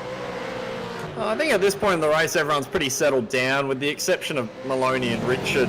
Most of the TTR cars are pretty well separated, so I think most of the chat at this point will probably be around when to time that second pit stop. That'll be really key for the likes of Richard and Maloney. Obviously, if there's no safety car, I'd say their chances of winning the race are probably over. But if you sort of maybe wait it out a little bit and sort of hope for a safety car, there's not a lot of risk for them from behind, with the exception of Forzan. So if you're in their position, surely you just run along and then pray for a safety car and then try and get that tyre advantage to put yourself in that race for the top three. But yeah, generally it'll be strategy chat at this point in the race, with a little bit of comedy laid over the top, I suppose.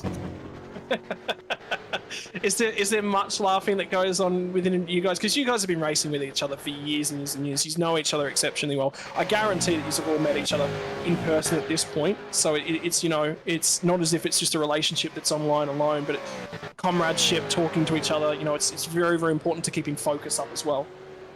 Yeah, that's it. I think it's not so much, unnecessary conversation, but I also think you can be a little bit too serious sometimes. So by having some light-hearted sort of banter about it, it helps you sort of stay cool a little bit, I think, and just focus on the job. I'm pretty happy with the team environment we've got going over there. I think everyone seems to get along and like each other pretty well. So fingers crossed it keeps going this year.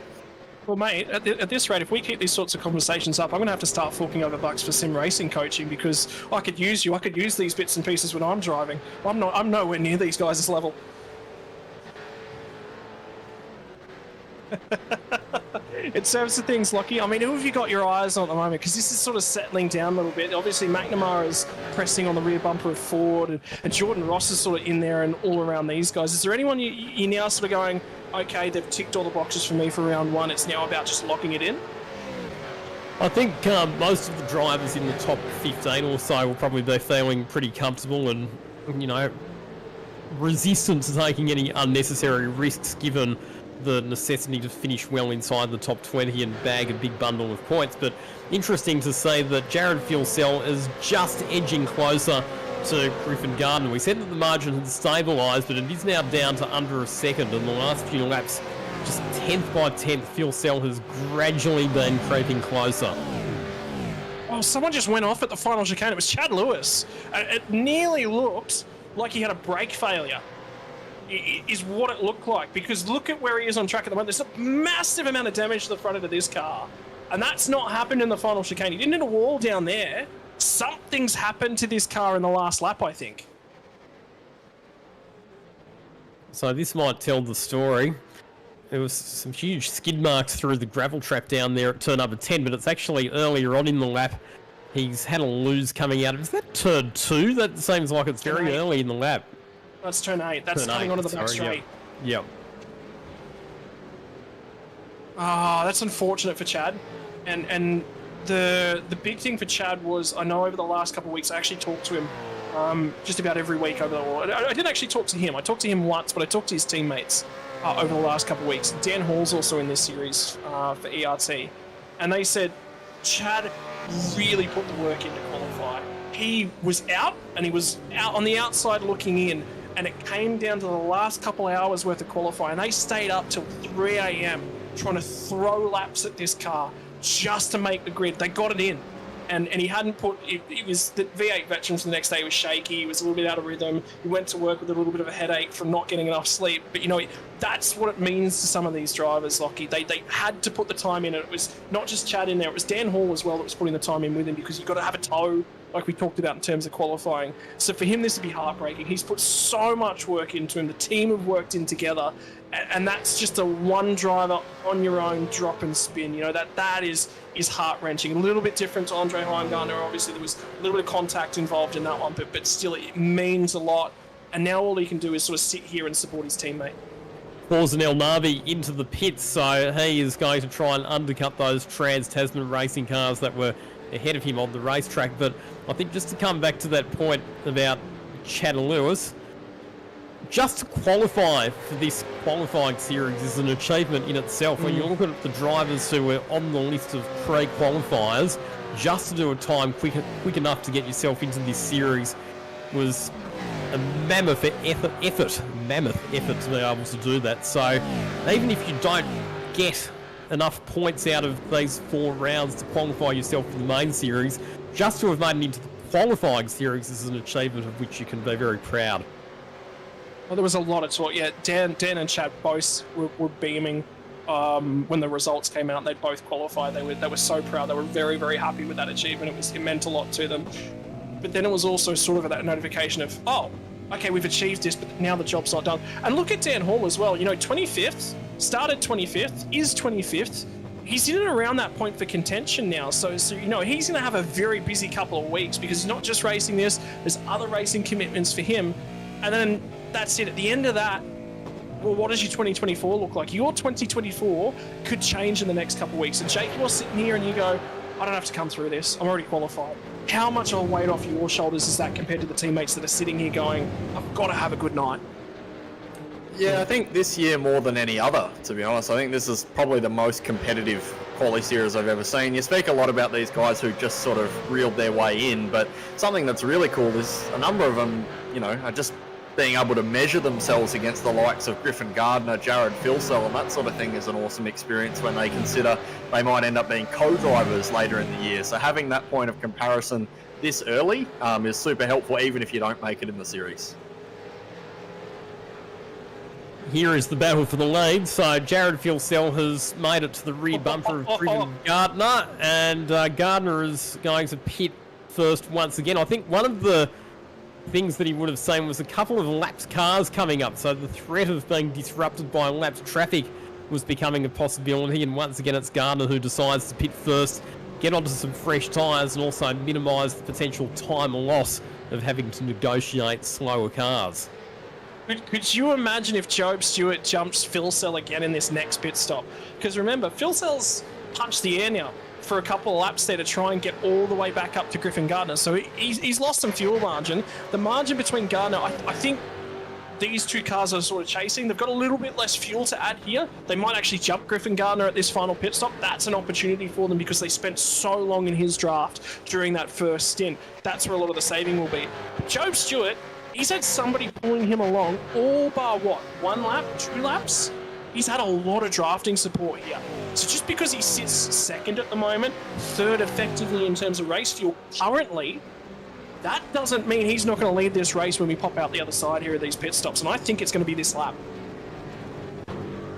So 12.4 seconds was the stationary time in pit lane for Griffin Gardner. It's going to be interesting to see how it compares to these drivers, and you are right, they are both in, so they're going to pit straight away and try and cover off the potential undercut from Griffin Gardner. Yeah, there's another cars coming in as well. I think that's Ty Delaney, who's actually just merged out of the lane behind them as well. So there's a little bit of traffic in the pit lane. So as they're coming in, Delaney's coming out. Now we've got to keep half an eye on. This is for the race lead. They've just pulled up in their stalls. Filsell and Job Stewart. Where is Griffin Gardner? He's on the run through underneath the bridge. Now it's the final corner. They're still sitting in their stalls down at the far end of pit lane. The revs start to rise. Filsell's away. Filsell leads the pair of them. And I think, Griffin Gardner's going to go to the outside. Filsell's ahead. There you go. So the overcut has worked for Jared Filsell. Gets out ahead of Griffin Gardner, but he will be on cold tyres. Gardner will be pushing on hard here to try and make margin on this first lap of Filsell exiting the pit lane, and there is Job Stewart, who slots into third position effectively just behind Filsell and Gardner. So in this instance, it's the overcut that's worked, and there was 1.3 second advantage in favour of Filsell in terms of the stationary pit stop time, and that's been enough to make the difference. Have a look at the pack of cars just up the road too. Seth Brown and Teo Serrano are at the head of this pack. Then there's 2 cars that have already pitted. Brown and Serrano have not yet completed their second stop. Zachary Flashbomb and Brody Sentence. Zachary Flashbomb's a lovely, lovely guy. I love talking to him about car racing. He's just general. He's really down to earth, got a really lovely head on him. And I was so glad to see him qualify for this series. But he's sitting in 40th at the moment, and they're behind 2 leaders. Well, both of those leaders have now dived to the pit lane, so there's now 2 cars ahead of them. Lap traffic will play a part in this one. It's just what kind of part. These guys have got a qualifying race to perform here, Lockie. And getting out of the way of the leader is on their list of things to do, but so is trying to score every point they can. So, according to my reckoning, there's only a couple of cars. In fact, Aaron Borg's just dived for the lane as well, so we should have pretty much a cleansed field after this. And look at this, Jared Fieldcell getting caught up in some back markers. This is going to invite Griffin Gardner right back into the contest. Fieldcell has to be patient here, cannot afford contact and a potential penalty. Equally, the lapped cars need to make sure that they're not unnecessarily impeding or interfering with the race leaders. Oh, Griffin Gardner gets aggressive. He doesn't wait. Oh, there's contact. There's contact on the way out. He had to be aggressive to try and cut his way through. Now Phil Sell's going to get a tow from Flashbomb. Joe Stewart's in and going to get a great exit off of turn number 8. And now he's got a double draft. He's got a double helping of that air being punched out of the way for Joe Stewart. Here's an opportunity for him to close down on Griffin Gardner. And Gardner's all he's got to do is shake it off and get back to business. Flashbomb lets Phil Sell by. Phil Sell's got one more car to clear.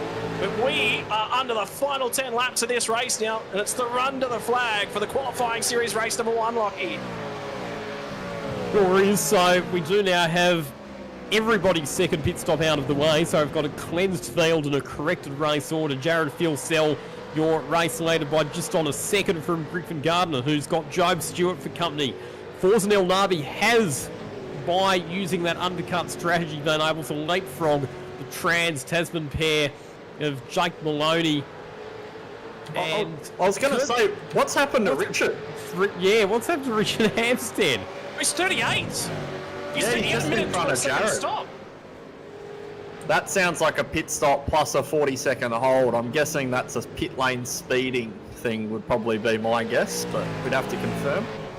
Could it be unsafe? You would say it's probably, I would agree here, it's very uncommon at Road Atlanta to get an unsafe entry, unsafe exit penalty. Well, if it was an unsafe exit, he'd have to come back down the lane. So it's an unsafe entry or a speeding penalty. It's definitely going to be a speeding penalty, I think. Oh boy. The Hampstead, that changes things dramatically because he was having a great night at the office. Yeah, well, that's now turned into a disaster for him, being buried all the way down there. That's going to leave him very vulnerable in terms of the point situation within this qualifying series. The other driver who's made some more great ground out of the undercut strategy, we talked about him before, Bo Albert. He's gained some more spots. He's now up to 13th, albeit he will now be on much older tyres compared to all of his rivals. But even if he loses a few spots before the end of the race, it's still going to be a pretty handsome net gain from where he started. Yeah, now he's defending very, very stoutly. Did you see that?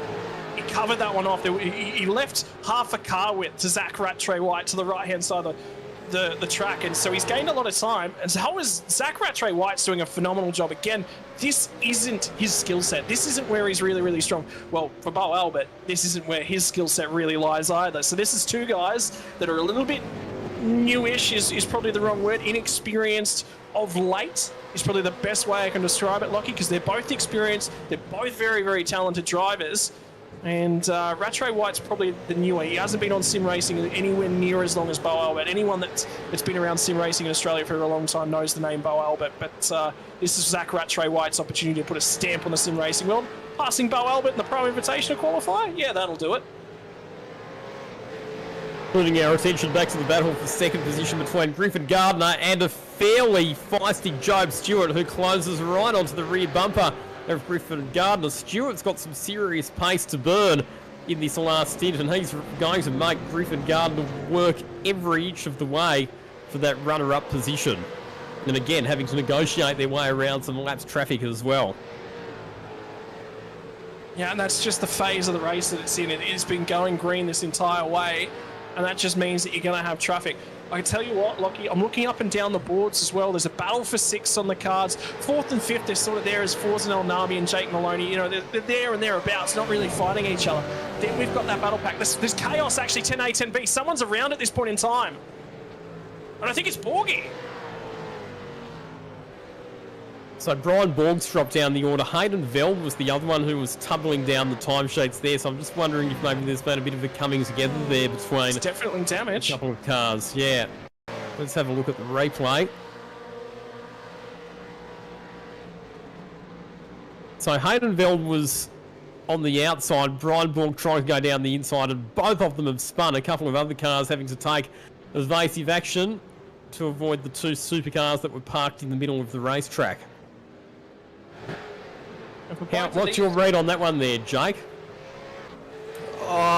It's hard to say. I think overlap was definitely there. Overlap rules in this series dictate that the nose of the car has to reach the rear of the rear guard for overlap to exist. So that's, you know, plenty, sorry, the front of the rear guard, I should say. But so plenty of overlap there. I think maybe just pitched a little bit tight, and the contact was probably a little bit exaggerated there. Sort of just hit each other on the wrong angle. But probably a racing incident, I'd call that one. A bit tricky.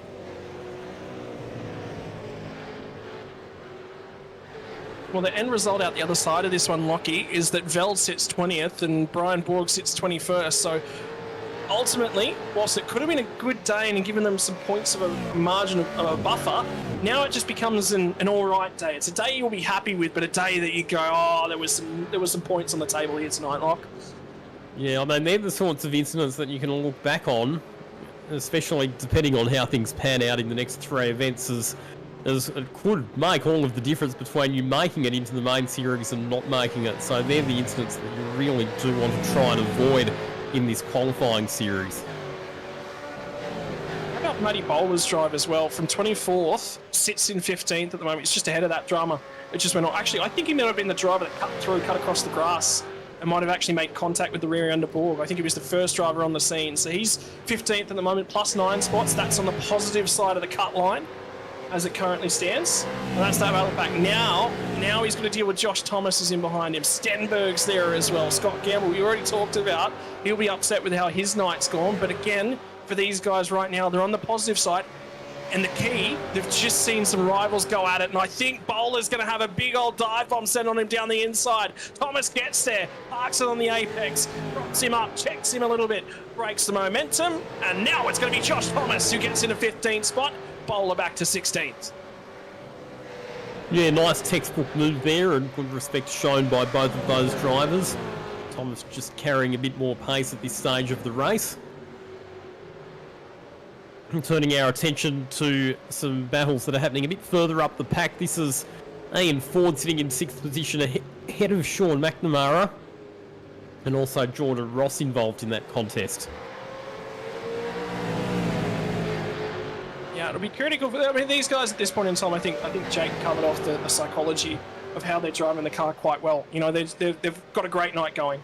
What's the point of making it, you know, an average night at this point in time as they sidestep Brody's sentence goes running backwards. I think there was a huge amount of checking up on this lap as well. Josh Thomas has had some problems with getting drive behind that car as we go back to that battle for 15th spot at the moment, and he's checked up Matty Bowler a couple of times on this lap. So keep your eyes on the... I don't know whether or not the drama's finished out of this pack, and with 5 laps left in the offing, well, anything could still happen here. Bert Stenberg now starting to close in onto the back of Matthew Bowler, and in fact he's going to come down the inside, heading into turn 10A. They'll run side by side and contact, a bit of a nudge there as Bowler tried to return serve, and I think he's going to come out worse out of that one, Matthew Bowler, because Scott Gamble will get through on the outside as well. Well, I mean, he gets through, but now the problem that he's got is settle back in, Matty. Make yourself comfortable. He's got a heap of time here. Brady Baldwin's the next car on track. He's about 2.5 seconds back up the road behind him, so there is a little bit of time in behind him. And the other driver I just heard on the radio a whole bunch was Ken Latter. I think he's lost some spots over the last couple of laps, so I think there was contact.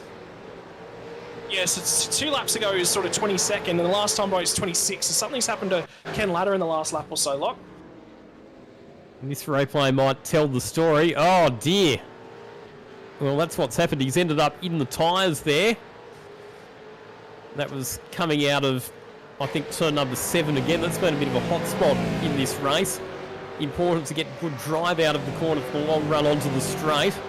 Running out into the grass and clouting the tyres is not the way to get good drive out of that turn. Yeah, Ken's a very, very good driver in a V8 supercar as well. I've had the pleasure to watch him go toe-to-toe with Michael Taliancic and Scott Gamble on a number of occasions. So if you're sort of looking at drivers that are maybe a little bit off sequence tonight, that I've definitely seen their capabilities before. Well, look at Tally, he's down there inside the top 10. It was Damian Johnson, who was the other car that sort of had that contact with him as well. And Johnson's going to go down the outside into the chicane at this point in time as well, and side by side with Luke Mitchinson, and that's your race leader at this point in time. Job Stewart's done a great drive. This is a phenomenal drive from Stewart. I'm enjoying this every step of the way. You think you'll be enjoying this at the moment, Jake? Oh, I think he'd probably prefer to be in the lead, but yeah, he's still doing a great job. Like a P3 in the first round is an awesome way to start your season, as long as you can hang on to it, of course. But I've been quite interested to watch Griffin's pace actually over the last few laps. He's actually been quicker than Jared every lap for the last 4 laps now. I think this lap might be a bit different as I don't know, it's still just quicker from Griffin, but definitely tightening up for the lead. We saw there as well from race control that Hayden Veld's going to cop a 15-second time penalty for that incident with Brian Borg that turned 10A a few laps ago. So race control have pretty much agreed with Jake Burton's assessment there that Hayden Veld didn't leave enough racing room when Brian Borg was quite clearly down the inside, and they've dished out a penalty as a result. I love stewarding, by the way. I'm sat in there. No. Like, I'm about to talk through why. And I love working with some of the race controllers we actually had. I had a really, really long conversation with Mike Korolev on Monday night. Recorded a whole podcast episode about it. Love picking his brain about a bunch of different things. The other guy that's really in there, I actually got to see doing his first ever race control duties was actually alongside of me. We were sitting in a race control booth before his Peter Baxter, who you've seen on the mic a couple of times show up on the graphics here tonight. And they've got a really, really procedural, process-driven element to it. And to be successful as a series and to create a standard in terms of driving, you've got to be process-driven. It's exactly like you guys just said. Was overlap required to be achieved? Yep, you absolutely checked that first box, got far enough down the inside. Second, was enough racing room left? And I think on that one they've gone, Veld only had to be a few centimetres wider, and there was enough racing room, and that's the difference in that one. That's the difference between no penalty and 15 seconds, really, because I think Veld, he had to leave him. He ran him off the road. So was there then enough to be a punishment for? Yep, there was.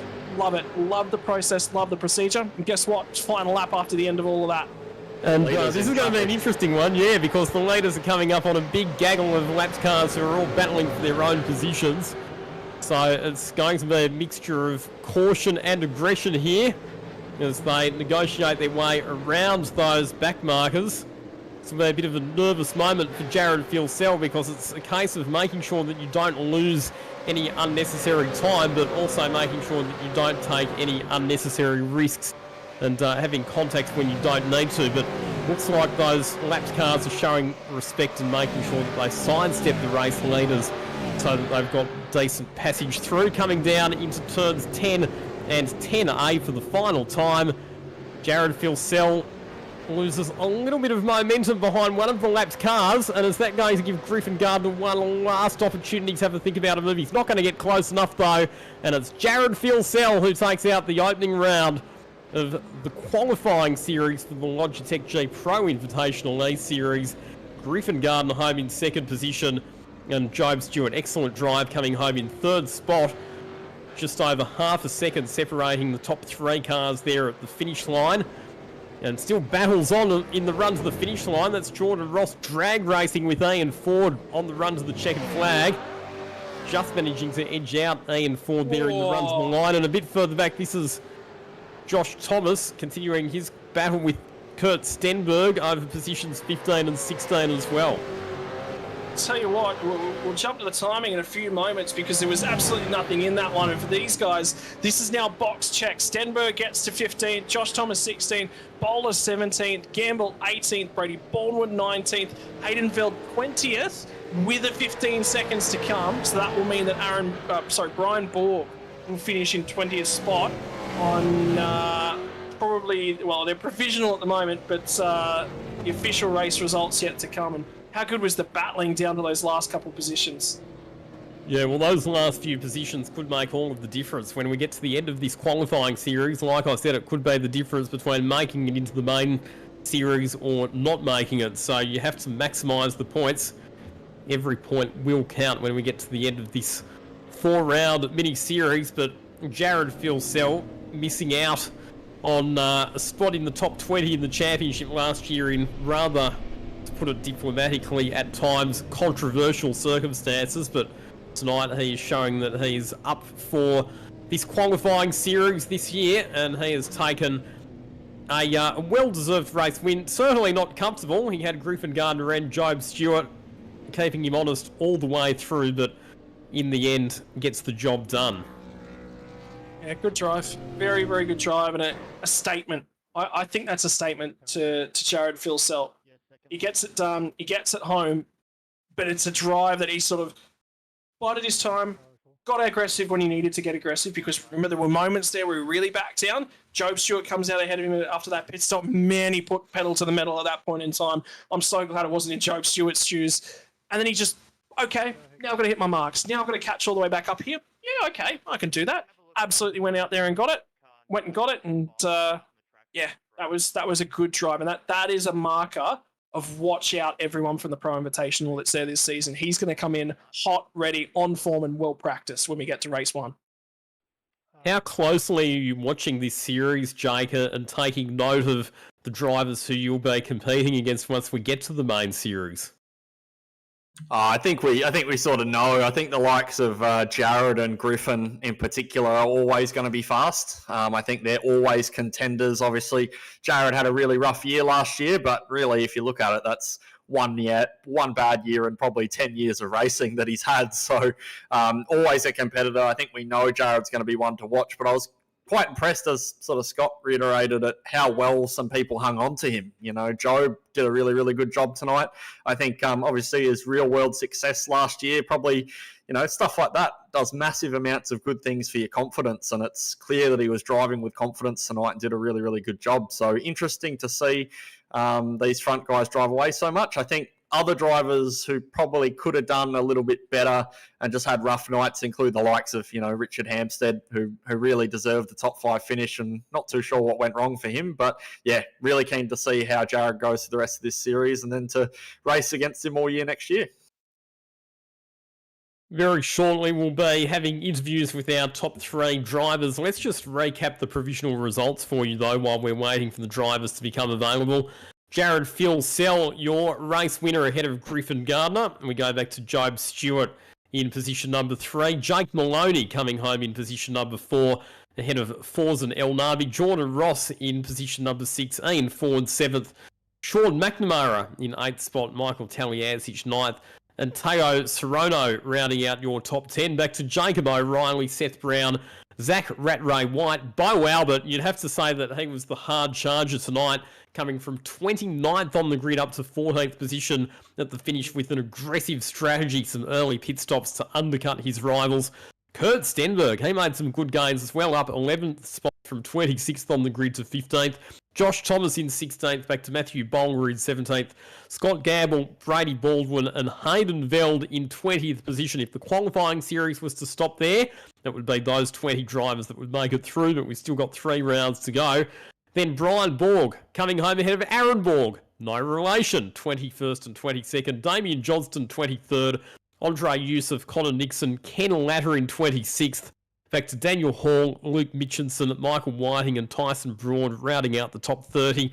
Then it was Anthony Visma back to Riley Bilson, Sebastian Vardell, Ty Delaney, Richard Hampstead. We suggested that he had a pretty tough night down in 35th position. He's now got some work to do in the next 3 rounds to make sure that he gets himself into the main series. Craig Schultz, 36th, then Jordan Stiberus, David Kirby, Zach Vlasblom in 39th position, Brody Sentence, 40th, Ben Christensen in 41st position, Michael Angus 42nd, and 2 non-finishers tonight. Chad Lewis, after a crash mid-race, coming out of turn number 7, and unfortunately a retirement on lap number 1. Andre Heimgartner getting caught up in a contretemps not long after the start. A DNF and 0 points for Andre tonight. He is going to need some pretty special luck if he is to finish inside the top 20 in the points as required. Your standout star performers and your, I suppose, drivers who you think have a bit of work to do there, Scott? Yeah, I'm really really impressed with obviously that from Bo, and after talking to him pre-race, he sort of said, yeah, look, I mean, I'm not comfortable in these cars necessarily. He doesn't have the reps. I think reps for Bo is going to be a big thing because he's just proved, okay, I had the one lap speed. I've got the strategy. He's absolutely one of those guys who can break down a race and go, here's where I can make my gains. So that'll put a few drivers in the Pro Series on notice. Another guy that I'd really really like to hide it, put some, you know, attention towards is actually Connor Nixon. He's a driver. Him and I have had to come together personally. A bit of a personal clash, and it's really really good. I love seeing him because he's a young guy. Things don't go his way. He has a really really tough set of life circumstances in front of him, and sim racing is sort of his way that he gets away from things. We talked about it. Mouse failure. Didn't get practice laps in the practice session. Didn't get a qualifying lap in. Drove from the rear of the field. And yeah, he'll finish 25th, but that's only 5 spots away from being within inside that top 20. Field on notice from him. A couple guys that I think I'm not necessarily too happy with. I think obviously Andre Heimgartner, he won't be too happy with that. Chad Lewis will be sitting there saying, oh man, that was just a silly mistake.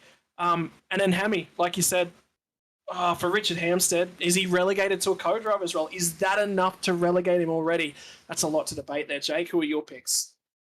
No, Richard will get through. At the end of the day, he's a champion, and he has a lot of experience. Has raced at a very high level. He's won at World Championship level. So Richard will make it work. Still, there are a lot of points on offer if you can finish in the top 5. Obviously, the points scale down as you get further down the grid. So getting point results higher in the top 20 rather than lower makes a bigger difference. So for a driver like him, it's still definitely recoverable, and you can't have that throwaway attitude. You need to really knuckle down and make sure that you still make it count. At the end of the day, Richard will want to be there. He will be an awesome co-driver for our team if he doesn't make it, but I think there's no question in any of our minds that he'll still make it. In terms of things, Lockie, have you got any driver that sort of flashed before your eyes there as a name coming through the ranks as well? I mean, last year with young Rehan Leonage, he was sort of the young gun, wasn't he, who impressed a lot of us in the qualifying series last year with some really, really good performances. So it's going to be interesting in the next 3 rounds if we see another standout, a name that might not necessarily be that familiar to us, but suddenly starts performing at the front of the field. And Teo Sorono is an interesting one. He finished 10th tonight. Not a name that I'm that familiar with from the sim racing scene. So it'd be interesting to see how he goes throughout the rest of the series. But it's now time for our podium presentation for tonight. We've got our top 3 drivers ready to make their way out onto the podium. Let's start off with 3rd place tonight, driving for the Altus Australia outfit. Very impressive performance because he was in the lead pack right the way through the race for Job Stewart. Congratulations, Job. How was your night? Yeah, thanks, guys. It was pretty intense from my seat. It might not have looked like it on the stream with not much passing, but yeah, I was trying pretty hard just to stay with Jared and Griffin there. But yeah, it was a pretty decent result, I think, to start off the qualifying series. How much confidence does it give you being able to race wheel to wheel with a couple of drivers who are obviously known and proven front runners in the sim racing scene? Oh yeah, it's great. Coming into the first round, didn't really know what to expect. But yeah, being able to stay with those 2 guys up at the front, yeah, it gives me, I think, a fair bit of confidence if I can make it through this qualifying series and then going into the main series as well. Obviously, you're enjoying a fair bit of success in real life at the moment. Super 3 champion last year, stepping up to Super 2 for season 2024. How much is the sim racing program helping you with the real life stuff? I think it helps massively, especially doing races like this in a race scenario with long races. It just puts your head in the right game, in the right mindset, and then when you come to the racetrack, it's kind of like just second nature to you because you've had all this practice on the sim. So yeah, I think it's great. Got Scott Rankin and Jake Burton in the commentary box with me as well. Gents, have you got some questions for Job? How do you think this sort of performance in competing here? Obviously, you've already said it's about getting those reps sort of in, but it's more than that. It's driving IQ. I mean, we've heard Van Gisbergen talk about it how many times about he has such a good driving IQ, and it's because you've got those reps in. you've got to come into these sorts of things? I think you've got to take them with the same seriousness that you do in real life. What's the engineering standpoint? Is there a difference in approach between the two? What's the same? I mean, with the pit stops in this, it's kind of a little bit different because the first two stints, you know, if you can just stay at the front, that's all you kind of want to do. Like you saw, there was really no passing in the first two stints and none in the third stint either. But you know, there would have been if we were a fair bit closer. So yeah, it's, you know, just trying to keep your head cool and stay in a good position at the start of the race. I think, especially in the longer races, then it all comes down to that, you know, last 10 or 5 laps. I was going to say, Job, as well, obviously you're looking at a Super 2 program this year. If you do make it on into the Logitech G Pro Invitational, you'll want to be competing, I imagine, for wins and be up the front as much as possible. How is it going to be balancing sort of your Super 2 campaign and this? I know it could be a bit tough. I'm looking at my calendar over here, and I think I think it might be round 5 in July, actually sits on the Wednesday night before Townsville. And if I remember correctly, you're an Adelaide boy, so it probably takes you about 7 or 8 hours to get up to Townsville. Are you going to be able to make that round? Yeah, I'm not really sure. I guess we'll have to see how we go and how the setup days go up in Townsville and everything like that. But yeah, I mean, I'll just start off the season, you know, in the first couple rounds, and try to do as best as I can. And if I'm in a good position in the championship, I am, and if I'm not, then I'm not. There's not really much I can do about it. But yeah, I'll just take every round as it comes, and I'll get to that when I get to it. I'm sure we can find a sim rig for Job to borrow up in Townsville if he finds himself in contention for the A Series Championship at that stage of the season.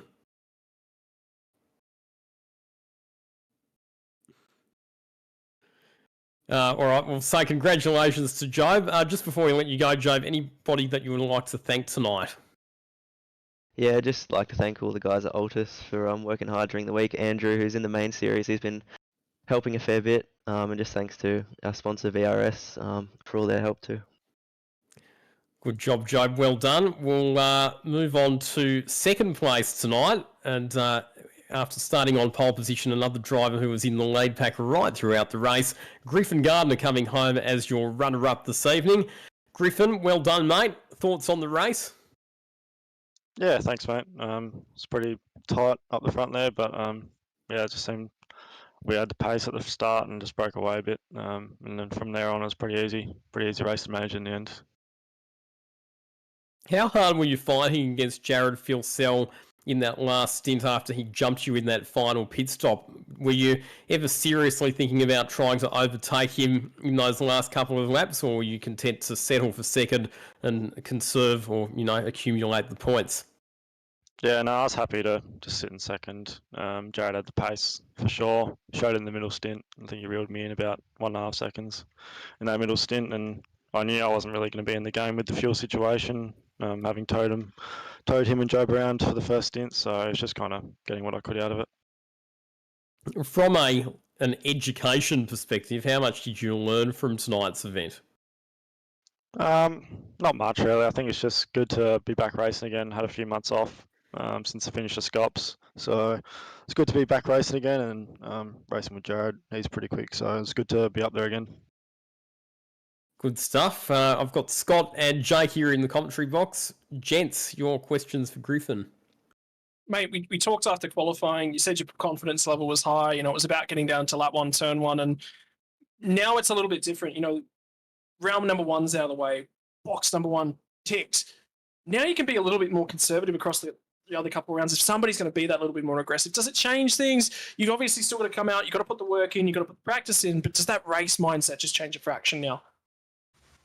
Not really for me. I generally treat these races pretty conservatively anyway. It's just about racking up points, so I'll just be trying to qualify well, and then as long as I'm at the front there, then won't be too much aggression going on. But yeah, just getting the points. One question I was going to ask you, Griff, is ex-WA boy myself, it was bloody hot over there by the looks of things today. I think it was about 35 degrees when the race started. Did you find that was pretty tough for you, or did you get in a nice aircon, well-conditioned room for that one? Yeah, I've got the aircon and 2 fans blowing at the moment, so it was pretty hot after quali, and once you settle in the race, it was all right. But yeah, it's been pretty warm over here lately. Thanks, Griffin. Before we let you go, mate, anybody you'd like to thank for the assistance that they give you to be on track. Just big thanks to Sean and the rest of the team for the work that's going on this week leading up to this. It's been really good to get back in the swing of things with everyone working hard, and just our sponsors as well, Racecraft Simulations, Turn In Race Apparel, RSW Graphics, Racing Ears, and Prestige Cinematography for what they do for us as well. Well done, Griffin. Second place tonight and accumulating some valuable points in his quest to make it into the main Pro E-Series. So we'll move on to our winner tonight. And it was a tough season for him in 2023, but starting the process of bouncing back in style. Congratulations to your qualifying series round 1 winner for Lobs Esports, Jared Philsell. Jared, congratulations, mate. How was your evening? Yeah, it was okay. Yeah, I was following Griffin there for a little bit. It was pretty cruisy. Yeah, it's cool. It seems that in the middle stint in particular, you had some really, really good race pace, because even though you came out after that first round of pit stops a couple of seconds behind Griffin, you were able to make the time back fairly comfortably. How did the race play out strategically from your perspective? Yeah, I definitely wanted to overcut slightly. My tyre life was obviously going to be better, so that I made most of my ground there with his tyres being worse than mine initially. But once it evened out, it was I didn't actually reel him in too quickly, but yeah, I just chipped away at him and eventually got there in the end. The draft being very powerful as it is, makes it pretty hard to break away and drive off, to be honest. Talk to us about the Lobs Esports outfit, because you left the team that you were with previously, Synergy Sim Racing, and you're with the Lobs Esports squad for 2024. Yeah, it's a pretty trick-looking livery, isn't it? It's pretty cool.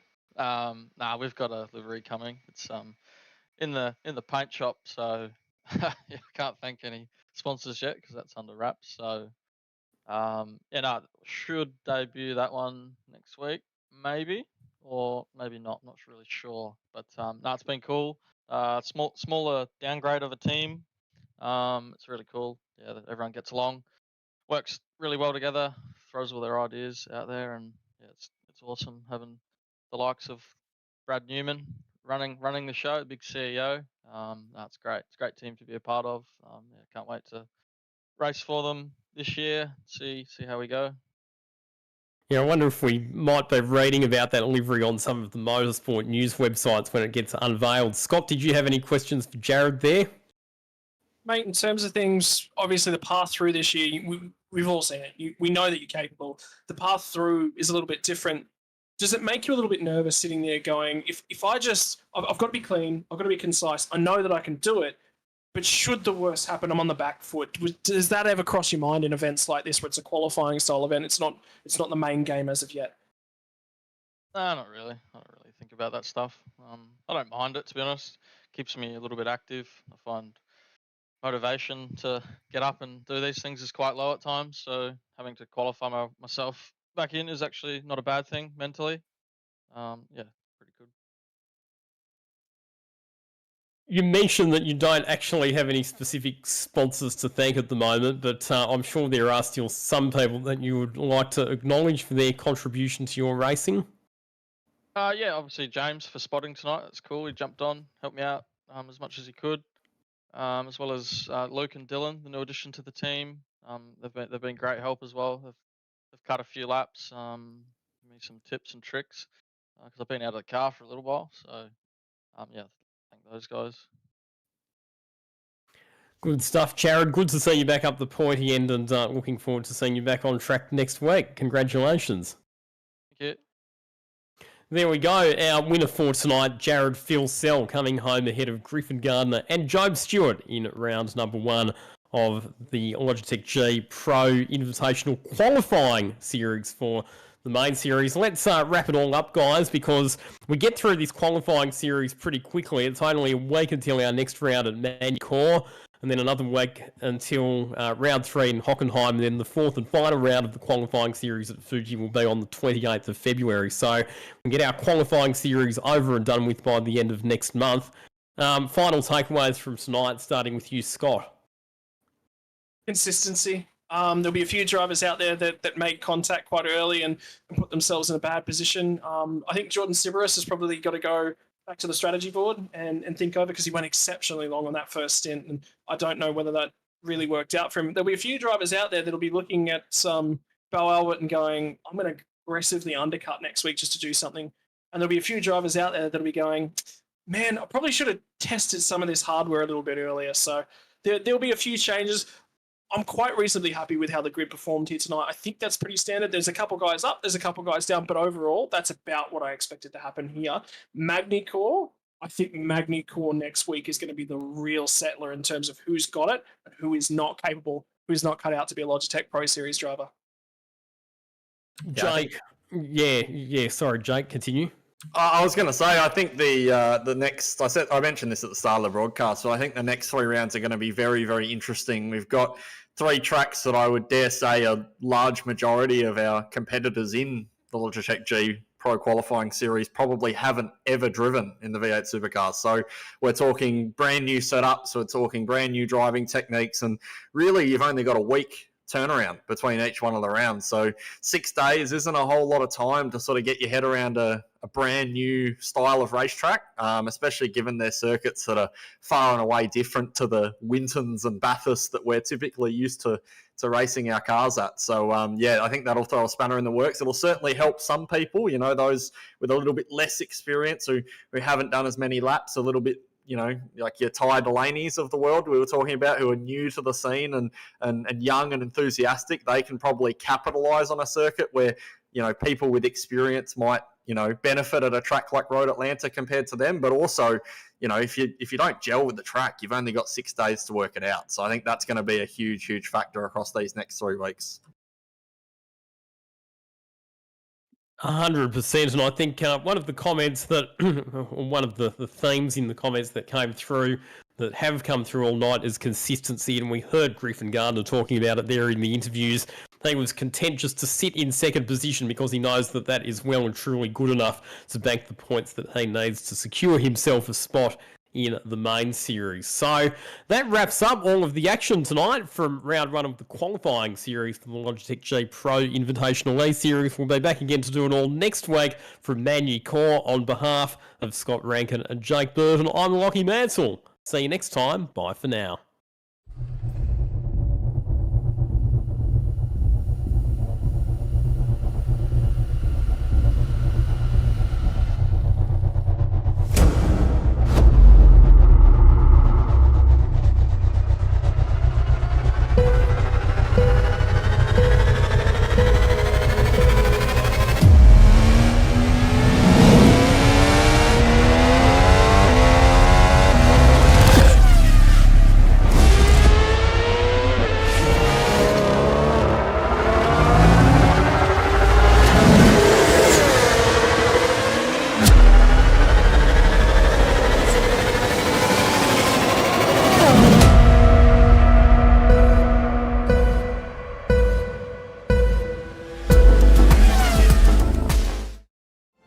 Weekend in, weekend out, Motorsport Australia officials are making waves. From waving flags, waving cars through pit lane, or responding to a wave for help. Wave hello to new lifelong friends. Who knows, you might just make waves around the world. Ride the first wave. Search Motorsport Australia officials today.